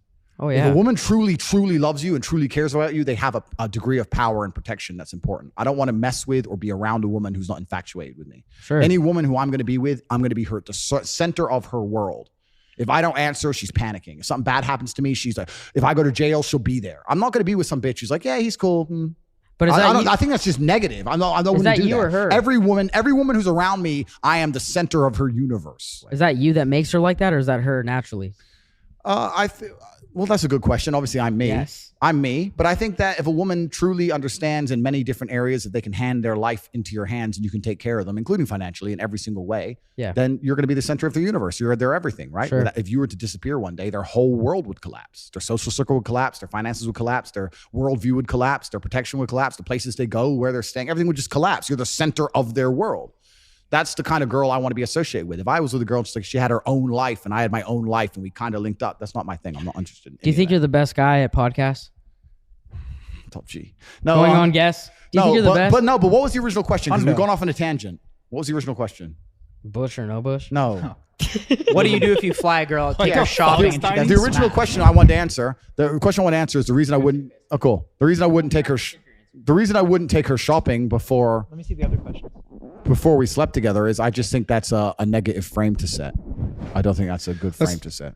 I think that's a strange dynamic. But you talked about the energy, right? The energy in relationship to a woman and you dating her and her being in your life. And you talked about if you're genuinely in it and you want her to genuinely be in it because of that like good energy. You're saying that equally as if you're just like kind of frivolously having sex with women and just having sex to have sex, and maybe she's here, but you're not actually building any sort of bond that builds like a certain sense of negative energy in your life. Well, life is an energy exchange. Yeah. If you look at a fight, right? You have to make sure the energy you spend punching him does more damage or takes away more energy than you've expended. That's why missing is a big problem. If you miss all the time, then you've wasted energy with no net gain, right? So life's an energy exchange. This is how it works. If you're out here just fucking bitches who don't care about you, you are wasting enormous energy. And let's talk about this in length, right?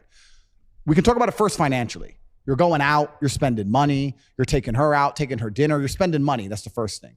But the second thing is a lot of men, especially if they're insecure, really feel like they get a victory if they fuck a girl. And at a certain status of man, that disappears. And I'm going to state this once again without arrogance. I go out to Dubai now. I pick up a girl in the club. I come back here. I fuck her. She doesn't care about me. I don't care about her. Hey, I fucked this hot girl. I've got a fucking $5.2 million Bugatti. We're coming back to a $48 million mansion on the Palm. I'm the richest guy in the fucking club. I'm top G, whatever. I sleep with her. Why? I put all the energy in all night smashing her right. She just lays there chilling. That's the best night of her life. And I'm going to go there. Did I win? You know. I didn't. She you fucking won. Gave that shit up. I just gave it all up. Yeah, she what? used to talk about riding in the Bugatti. She has a picture on the Instagram in the Bugatti chair. She's here walking around doing Instagram stories here, pissing off her ex in my house. She gets fucking slammed right. She doesn't do nothing for me. Nothing. The only thing a woman can give me back at my status in life is absolute devotion to protect my spirit. I need a woman who loves me completely and utterly.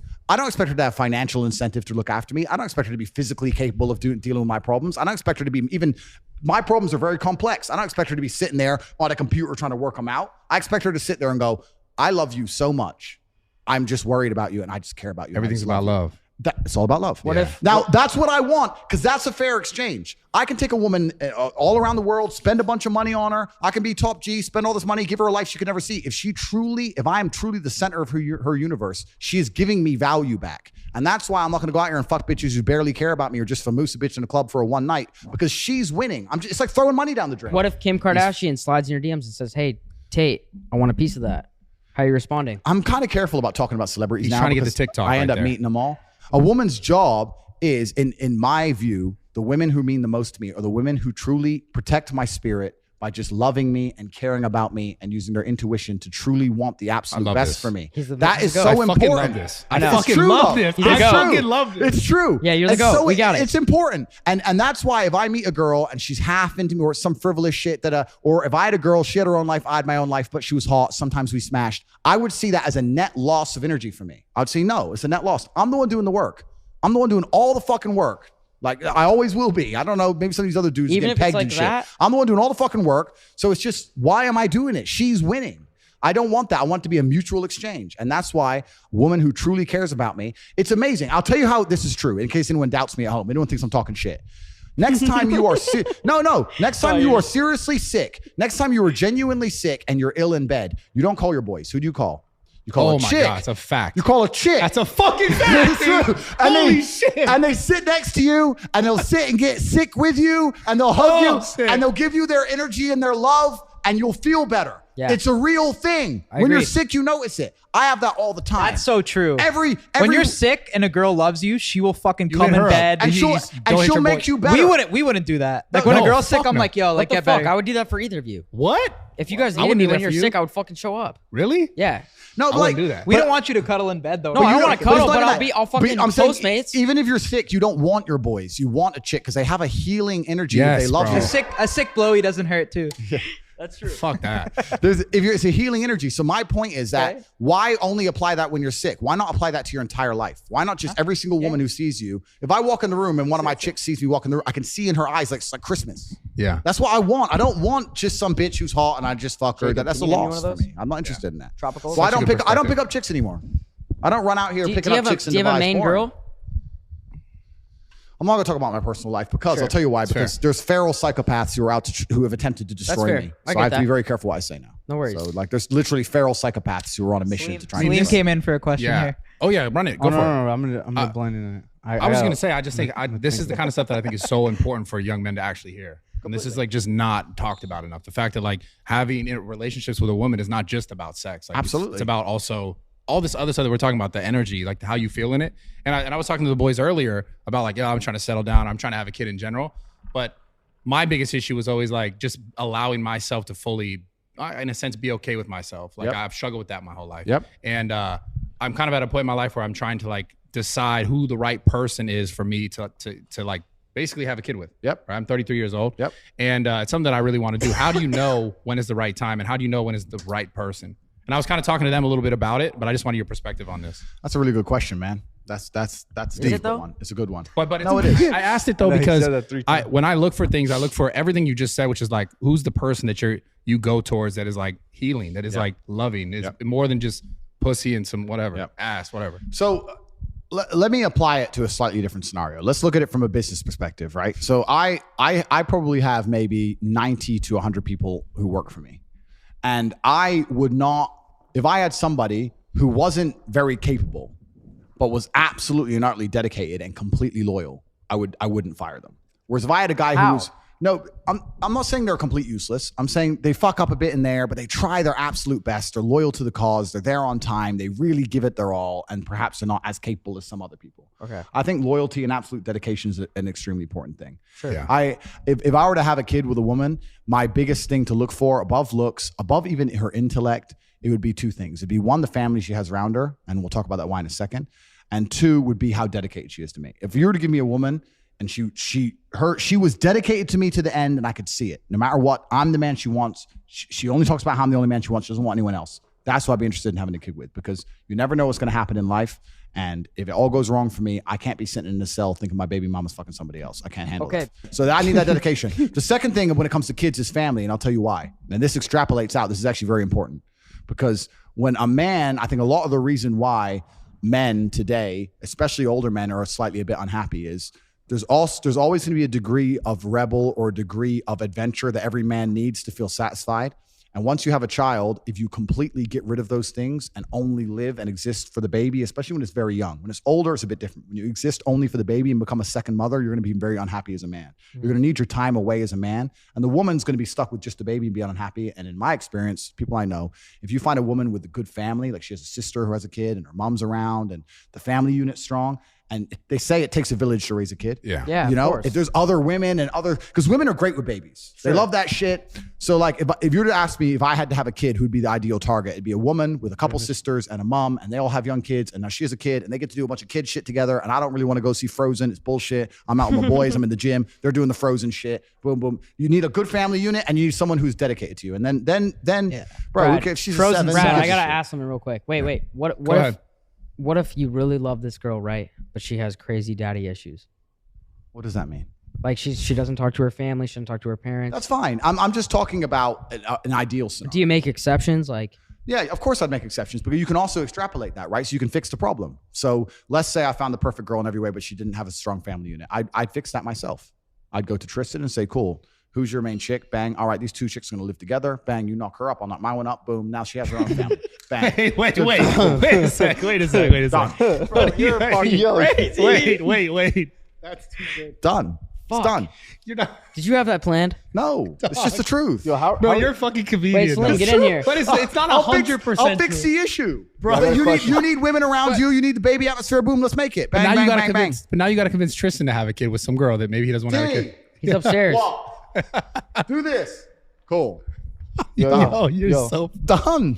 I understand what you're saying. No, Brothers. I No, but understand. you can also create an environment then create an environment around it. Or Well, why not? introduce- Why not? Or no. Introduce her to your family, your That's what I'm sister, saying. your mother. Why not have Get a Tristan family be unit. her new brother? Get a family unit. I think that it takes a village to raise children. I think some of the biggest problems with the world today are now that a lot of people are isolated and the nuclear family's kind of broken down. I know when I was young, I was raised with a bunch of cousins, aunts, uncles. That it's not so much like that anymore. I think it was better when we were larger groups. And I think that if you can try and keep that involved, it's also a lot better for the man because you're going to need your freedom. Yeah. You can't just, I've had a baby now, so my life's over. And I think with women, to a degree, if they have a baby and they sacrifice certain parts of their life for the baby, for some reason, I think they're more biologically positioned to do that. If you look at men, there's studies that show if a man hangs around a baby, his testosterone level goes off the roof and they get depressed and all these things because you're just not set up for it. I mean, I've been around children crying or screaming and the chicks don't seem to care, but all the men are like, it's just a thing. No, the It's guys just a are thing. stressed. It's just a weird thing. So I think that you need to keep that in mind and plan ahead for it. And then you'll be happier overall. Andrew, how would you deal with a father that doesn't like you? Like, say you're with a girl and like he's just not fucking with you. Yo, that wasn't very. That felt I really really want to personal. know. Yeah, That felt super that's personal. okay. I'm serious. That's I okay. don't know. Okay. So I would. Yeah, how do you impress the fathers? Yeah, I would accept that. I feel like you're good with dads. Yeah, Oh, why? I am. I've never had that scenario. But But what about your relationship with your father? me and my dad always got along. creating your so value. well. But I would accept everything in life is my fault because that's how I work as a person. I would accept that him disliking me is my fault. I would be a man about it, and I would ask him what he's unhappy about, and he might be fucking right. I'd sit there and go, what do you dislike about me? So just confront the dad. Not confront in a negative way. I'll just say, look, I'm here with your daughter. I really care about her.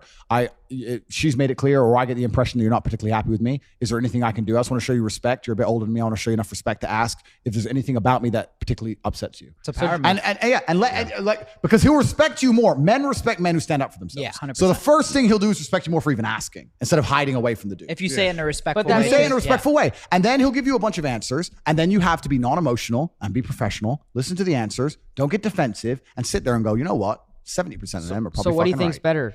What do you think's better, like to be supportive or tough love? In what scenario? Your have no your context. father with your son. Why do you think? Sorry. Why do you think That's it's so something I went hard? through, Brad. Let's just shut the fuck up for a sec. Why do you think it's so hard for men to be able to be vulnerable with themselves? Like, because that's hard for a guy who's like, yo, men are I guess we're taught to be so strong and so like powerful that we're not taught to be able to be vulnerable to say like to go listen to that criticism without being like, well, fuck you. You know what I'm saying? A lot of it's the internet, man. A lot of it's the internet. People have lost the whole fucking face-to-face thing. Yeah. Like I'm 36, right? So I'm a slightly older generation. But back in my day, if you wanted a chick, you had to go up and say hello. There was no internet, nothing. Everything was in person. You want to do a business deal, it was in person. It was in person, it was in person. And I think a lot of men who, if their dad doesn't like them, would be too scared or too intimidated or too nervous or too egotistical or arrogant to just go and sit there and say, bro, she's your daughter. I'm telling you, there's not a dad on earth who I couldn't sit there and say, listen, I understand you've seen things on the internet about me. I understand the media said a bunch of things. I know she's your daughter. You've raised her your whole life. I can see how close you are. She really loves you. She talks about you in such a positive way. If we're going to be together a long time, I'm going to end up part of this family. That must be so tough. Would you like to talk about it? Let's see what he said. What he just said. He said Well, that must be so tough. The point is, why do you think it's so hard for people? But if Bro, you shut did, the fuck up for a sec. Shut up, bro. For real. Why do you think it's so hard? it's hard. It is hard, and it's hard because the internet has destroyed. It's made everyone socially awkward, and also, I think that some of the basic tenets of how humans have been raised for a very long time have been destroyed. Like basic shit, like respect your elders, bro. Like he's older than you, and that's his daughter, and he doesn't like you. He's allowed to not like you. That's his daughter, bro. He's older than you, and that's his daughter. You need to humble yourself. It's arrogance. We live in a world now where all these young kids on the internet and shit, they're all arrogant as fuck. And if I'm going to humble myself, right, Mr. fucking $200 million, and I'm going to humble myself to go sit there. Is that what you got? Is that what you got? Is that what he saw? That's cap. Snuck it in. But no, if I'm going to humble myself, you have to know your position, right? No one's top dog all the time. Never. I may be top dog in certain scenarios. Who do you think's top dog to you? Bro, let him answer the fucking question. I may not be top dog. Steiny needs air. Yeah, dude. I may be top dog in certain Shut up, scenario, right? Yeah. In certain scenario, I'm top dog. But if I go skiing, I'm not top dog. I can't ski, right? So when it comes to a man raising a woman or raising a daughter for fucking 28 years or however old she is and dedicating his life to her, knowing he'd take a bullet for her, you can't be the top dog and go, I don't owe this man an explanation. You have to humble yourself and sit there and say, listen, he's upset. And I'm telling you, by even asking the question in a respectful way, you've already taken one step forward. You already have, regardless of what he says. Now, he may say a bunch of shit that you can't help. He may be a piece of shit. He may be racist. He may be whatever. But it's good to at least hear the man out. And you may be surprised. I guarantee 95% of the time, he's just going to say something like, I don't think you're serious about her. You don't care about her. And you can probably fix it. Yeah. So if a dad wasn't that's a power move. If a dad wasn't that into me, I'd fix it. Everything in life is my fault. He has a perception of me. That perception is my fault. And I would address the perception and attempt to fix it. That's why I've never had parents, any woman I've been associated with ever, just like me. I've never had it. Are we going to see a baby G soon or no? Of course. How far out? One on the way? Listen, if I had... Baby G? We need a baby G, bro. If I had children, I wouldn't say on the internet because feral psychopaths are aiming to destroy me. And when I have children, I will not say on the internet because feral psychopaths are aiming to destroy me. So maybe you have some. My children will grow in anonymity because I don't see the point in flashing them off on Instagram. And also, my children will not grow rich because they need to be poor. So I don't. All this lifestyle they're gonna get fucking none of. So inheritance. What do you think about that? I know that the best possible start you can have in life is to be from good parents and no money. So I'm gonna make sure that happens. I'm not gonna be having rich kids. I'm not gonna have spoiled kids.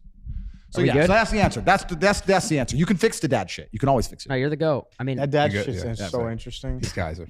Salim probably hasn't. Salim's got some questions. That shit. I mean, obviously with you, that's like a totally different story. But for me, like with videos, because I do videos with girls all the time. Yeah. It's always like, fuck, man. Okay, like, but coming into this guy's house. You're a huge dad guy, though, no? Oh yeah, I'm great with dads too, bro. But it's just it's get out on the golf course with them too. Put yourself in his shoes, right? I get it, yeah. Like what I would be an arrogant. The biggest problem with the world today, and I get called arrogant all the time, but I actually don't like to think I am. Does that bother you or no? No, because it's not true. But I actually don't like to think I am. But the biggest problem with the world today is the absolute amount of brutal arrogance that people have inside of them. Everyone's so ridiculously arrogant. I get what you're saying. Well, how can you say that when people feel that way about you? No, but me. Listen, what kind of person would I be to sit to a woman and go, how dare your dad not like me? Look at the shit they write about me on the internet. Well, how arrogant would I have to be to go, fuck that guy? That'd just be dumb. I'd be like, I completely get it. Let's go see your dad. Let me go talk to the dude. Yeah, I think this thing comes down to like people are just not comfortable enough with being vulnerable. Completely. And they're not comfortable with normal social human interaction. I hate meeting the dad. So, okay. I kind of like it, man. I don't like it. It's kind of interesting. Okay. How do you think? It's always nervous the first time. How do you think someone would you be can... the godfather to my son? Yo, you're clipped right now, huh? Yo, shut the fuck mix up in for a water, second. bro. Chug a sparkling water. Would you or no? We'll talk about that later. Okay. Andrew. We need to drop you off at IKEA, bro. How do you think a young male can allow himself to be more vulnerable? Yeah. Like, what are the steps he can take? Because I think that's the biggest problem, because a lot of it is like being unwilling to confront something within themselves, or being like, in this sense, being able to confront the dad because he can't take that criticism, right? Yeah. So how do you think a young male can build vulnerability in himself and be comfortable with it? Yeah, and that's a really good question. And I think you're never going to be good at something you don't practice. How do you do that? you just have to understand it's part of human nature, and life is not always about being comfortable, and you just have to practice it. And like I said, you can get a sales job, or you can practice it, or you can go to the, I think facing confrontation in your life in general is going to apply. But yeah, a load of people are living very sheltered realities. There's a whole bunch of people who are just sitting on the internet, swiping on Tinder, talking to girls by text message at first, half knowing her before they meet her. And then when they meet an older dude who wants to sit there and look them in the eye and say, look, you're banging my daughter and you're acting like a piece of shit on the internet. I want to know the truth about it. They're going to sit there and go, oh, this is weird. It's not weird. You're weird. You're the weirdo. He's not the weirdo. He grew up in the normal world. We've grown up in a world now which is completely and utterly fucked. Morality's fucked. That's Everything's actually very fucked. true. Well, We're the weirdos. He's not weird. I gotta ask one thing. I'm curious. What do you think the percent of males, their success, like their reason behind wanting to be successful, is to get a girl?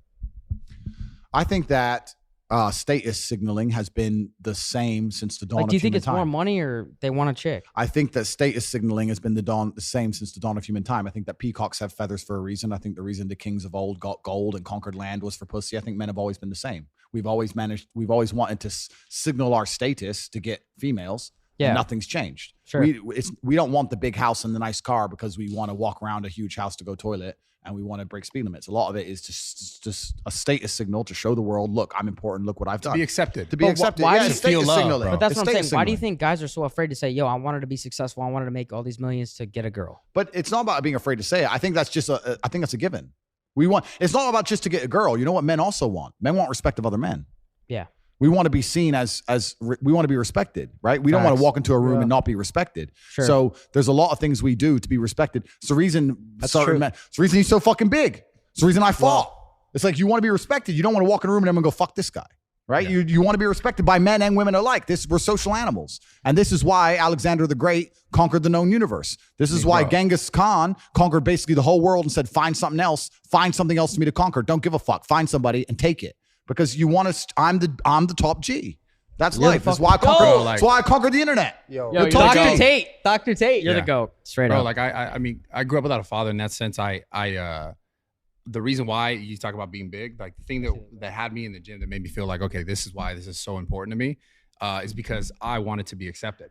I wanted to be respected. I wanted to feel like I'm going to say, like I've been saying this time, is I wanted to feel loved. And I thought that being bigger or being stronger would make me look obviously less weak to other men. I'd feel like maybe some acceptance of other people that I would consider father figures throughout my life. Yep. And on top of that, the thing that I keep trying to get you to talk about or to answer is like the ability to be vulnerable as men is not something that we're taught. In fact, it's something that I think we're taught to not be vulnerable, to not be emotional, to not. Tate, you're not a big vulnerability guy, though, right? No, he's not. I just want to talk about it. But that discomfort that you just described has led to a massive positivity in your life. Absolutely. I can say the absolute same thing for fighting.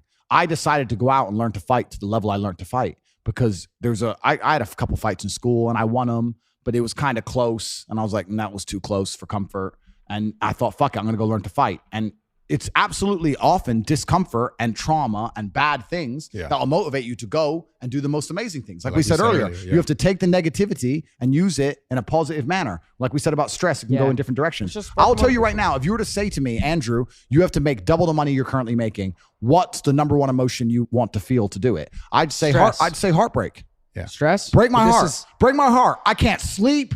I'm furious. Break my heart and I'll make a fucking $1 billion. Yeah. Take all the negativity and turn it into positivity. So that trauma and all those bad things that happen to you can be very, very positive things and give you a positive aspect on life if you approach it in the right way. Most people are told when you feel sad, sit at home, be sad. It's not your fault. You got a disease. You're depressed. Be a bitch about it. I argue the opposite. I say when you feel sad, good. Take all that energy and convert it into something that's going to be a positive force for your life. Would you say that even we're also taught to like stuff it away and not not actually think about it? Not actually go through it, not actually process it. Not embrace it and feel it. You should feel all of your emotions. If I feel sad, I embrace it and I feel it. I'll tell you right now, the largest monumental jumps in my life in terms of success is when I was pissed off or sad. Yeah, I mean, bro, like I could tell you like all the time I spent in the gym to build myself, I was using that stress. I was using that trauma to make myself better. Completely. And that's what made me who I am today. Absolutely. But, all the bad things that happen to you and make you feel in a bad way, some of those bad things that made me feel in a bad way were the most important energy sources for the most monumental jumps in my life. The biggest achievements. I just feel like people should be taught to be more vulnerable and raw with themselves, to allow themselves to see that truth so that they can make that progress in their life. And not enough people are comfortable with that. Completely. Yeah, They need heartbreak made me go crazy. Yeah. Good. But you went crazy. And this is the thing. You went crazy. Like success though. Good. Perfect. But there's a whole bunch of men who go crazy and just fucking call a bitch a trillion times. Should have gone to the gym instead. Same energy in a different place. So yeah, you have to feel vulnerable. You have to feel the emotions, and whether they're negative or positive, you have to embrace them and turn them into the best possible fuel to send yourself in your life. Is there anything we haven't covered that you want to talk about? Why are you trying to end the fucking podcast, dude? I'm not. Come on. No, I'm just saying. Yeah, you got any more questions in that little list? No, what You didn't want to answer them. Those were fans. Those were fan questions, Andrew. They were fan questions? Yeah, you think I would write? No, something he like wrote that? those in the car on the way over here. I swear. Yeah, that's You got a guy like that and a guy like me too that were like, "Yo, this guy's fucking pushing us to be better," but that's never seen. Yeah, I understand. I understand, but I think that personally, I think I'm in a redemption arc, and I think that whether it's the Bible or the Quran or a superhero movie, there's always a guy who's misunderstood and everyone thinks he's bad, and then they realize they needed Batman after all. Can I join your team? Listen, 95. Like I said, my team are monitoring social media contents in real time. This guy's just jumping fucking Steve. Now, what's going on here, dude? It's cool. Come on. It's like peers all over again. You know? Yeah. My boy, though. Wow. But no, it's already happened. It's already done. And I have no problem with people disliking me. I didn't go on the internet expecting everybody to like me. I know there's a bunch of people who are going to misunderstand me. I know I'm doing good for the world. I live with a pure heart. I know that I'm a positive influence. I go to sleep with a clear conscience, and that's what matters more to me than a bunch of bullshit and idiots. But yeah, what Brad was just saying is super important. I think that if you look at any man who's very good at being a man, most of them have had extremely traumatic lives. Yeah. If you're going to talk about the most brave man you can think of, he's been through trauma. If you think of the best soldier you can think of, he's been through trauma. You think about anything, the man who's going to charge into the burning building, the fireman, he's been through trauma. If you find a man who's never had any traumatic experiences, he's terrible at being a man. Yeah. He's weak and he's soft and he'll collapse and he's never struggled. I know me, and I don't want to tell a bunch of stories on the internet, but I know all the shit I went through and all the pain I had to suffer to become the man I am. And every time I meet another guy who has his life in order, it's the same story. This fucked me up, but I thought, fuck it, I'm going to attack the world anyway. Yeah. And that's how it goes. So as a man, you're right. You're right. You have to be vulnerable. You have to feel it. You have to accept it, but you have to put it in a positive direction. This is what's so dangerous about what we were saying earlier, where people make excuses and externalize because they're taking that trauma and that pain instead of going, I fucked up. She left me because I wasn't good enough. I'm going to become better. Instead, she is the problem. Yeah, like we were it's saying. there, and then they lose their ability to go and become something. They lose their own motivational force, and then they sit there with a fucking ego and arrogance and go, I don't need to become any better. I can stay a jackass. It's all her fault. I'll find another one. And then it happens on repeat, and it just ends up a downward cycle of dumb shit. Do you think social media has added to be like, is it a net positive or net negative in this situation? That's and then social media as a whole, do you think is net positive or net negative? That's a really good question. I think that certainly social media is definitely amplifying the depression amongst the population. I think that Instagram would be very depressing to have as Joe Schmo. Because of the comparison. Because of the comparison, man. Yeah, like if you're just the average dude on Insta. Let's put it this way. I'm 36, right? In fact, I don't know why I'm saying that. I'm 35. I'm 36 in a few days. So I'm almost 36. But in my generation, if I think of the people who I went to school with, a couple of them have Instagram, but they're very, very successful. And all the others who don't have Instagram, like about 80% of the people I knew from school don't have Insta. And when I've met them in real life by accident, they were completely just normal dudes. And I think they don't have it because what are you going to show? Right. But who? You have nothing to put on there. So why are you going to digest my content? You're just going to be pissed off, right? Are you talking about the two that are popping or the 80 that are not? No, but I'm saying that for a lot of average guys, social media can be quite a negative experience. Of course. Especially for men. And same thing with women, right? You have We got it girls. lit. But yeah, the fucking, for regular people, it is fun. It would hurt. So I've hard been for that those guy guys. though too. But do you use that energy as motivation? That's what I did to get here, or straight do up. do you use That's that why you energy just to buy demotivate? followers. I used to Yeah, all DM you gotta you do and is be just buy like, I used to DM Brad and be followers. like, I Sign to get fucking hate you. Steiny by What? followers. No, I'm But it's not about buying followers. It's about looking at somebody's By the way, lifestyle. I didn't do that. But go ahead. It's about looking at somebody's lifestyle and looking at the things they have and then saying, you know what, this is I'm going to get that by hook or by crook. I'm not going to give up. And it's like I said earlier, you can either be motivated by it or you can be jealous and downtrodden by it. And that's your personal decision to make. Let's go. I've never been that guy. If you show me somebody who has something I want, I'm going to attempt to get it. And I'm a formidable opponent and I will not quit. I want you to know we stand with you no matter what. Thank you, man. Straight I up. You appreciate got it. us. Still don't fuck with IKEA. IKEA? The furniture store? IKEA, yeah. IKEA sucks. IKEA is still the most depressing place on the planet. Yeah. It is. It makes me sad. I can't go there. It makes Bro, me sad. Tate is the goat though. Yeah, Like you're the perfect mixture of like funny, and if people can't see that you're joking, you're right. They're just fucking stupid. Yeah. But also the mix of motivational too. But not only that, So, we're I never think- gonna conform to the bullshit. You Well, got us which with is you. which is good. We'll And see if they keep this up though, right? We'll see We're, what- we're gonna put it up on YouTube. I told you maybe Spotify, but we'll try it on YouTube and hopefully it stays up. we'll see what happens. But I think that You think it'll stay up? Donald Trump. I said Donald Trump said his would get deleted. I didn't think so, but he was right. Yeah. he was right. I don't know, man. I don't know. I know that Because Well, ours is a big platform too, right? It's big, yeah. we're living in very interesting times, and I don't think it matters whether times are turbulent or the opposite, or they're crazy. I think you still need to just try and become the best person you can be. And I think that by becoming the highest value individual you can be, your life's always going to be a better thing. And I think, yeah, the world's very interesting right now. All this censorship and stuff is kind of scary. But I'm very focused on myself and my team and the people I care about and the people I love. And I think you just keep doing that, Bro. and life will work out I mean, well. it sounds like adversity. That's how you thrive. So it makes sense for this. We way wish to you the best continue. too with Rumble, all the success. So And I never smoked this ever, but I did it because I was in your house. And I was like, No, you're the fuck it, I goat. gotta do it. Welcome Hopefully to the this Shisha stays team. up. If you guys are watching this, Yeah. watch it. I don't know. Yeah, Hopefully so it stays I'll do, up. I'll do a quick plug. Drop a thumbs up. Yeah, too. do a quick plug. Take can a do a quick plug? sec. Drop a yeah, thumbs yeah, up. plug your Yeah. shit. Plug your shit. Yeah. Cool. So I want to make something clear. It's actually interesting. When I became the most Google man on the planet, I had a bunch of offers from a bunch of companies trying to get me to sell stuff to people, etc. And I've never agreed to any of that. I've been always very, very careful of what I I remember sell. you talking about this. Yeah, I've been very, very careful of the things I sell. And I want to make this is half plug and half telling the world, because also there's some people trying to scam in my name or use my name, etc. The only things I have are available on CobraTake.com. I have the War Room, which is an international network. It's people who all think like me, and we discuss the things we're discussing on this pod. If we're talking about having a group of accountable friends that you can't make excuses for, the War Room's a perfect example of that.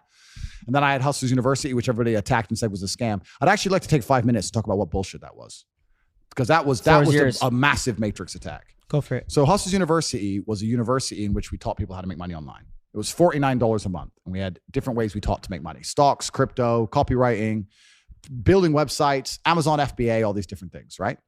We also had an affiliate section where after you've made X amount of money in another field, you can then get an affiliate link for HU, and you can sell HU with an affiliate link. So the idea that it's a pyramid scheme is stupid, because there was only 2 layers. There was the school and there was an affiliate link. There was no other pyramids to go to. Also, Amazon.com has affiliate links. You can go to Amazon.com right now, get an affiliate link for a lawnmower, and go and sell a lawnmower with your link and get a cut of the money. So it's like basic internet marketing 101. Yeah. Everyone does it, right?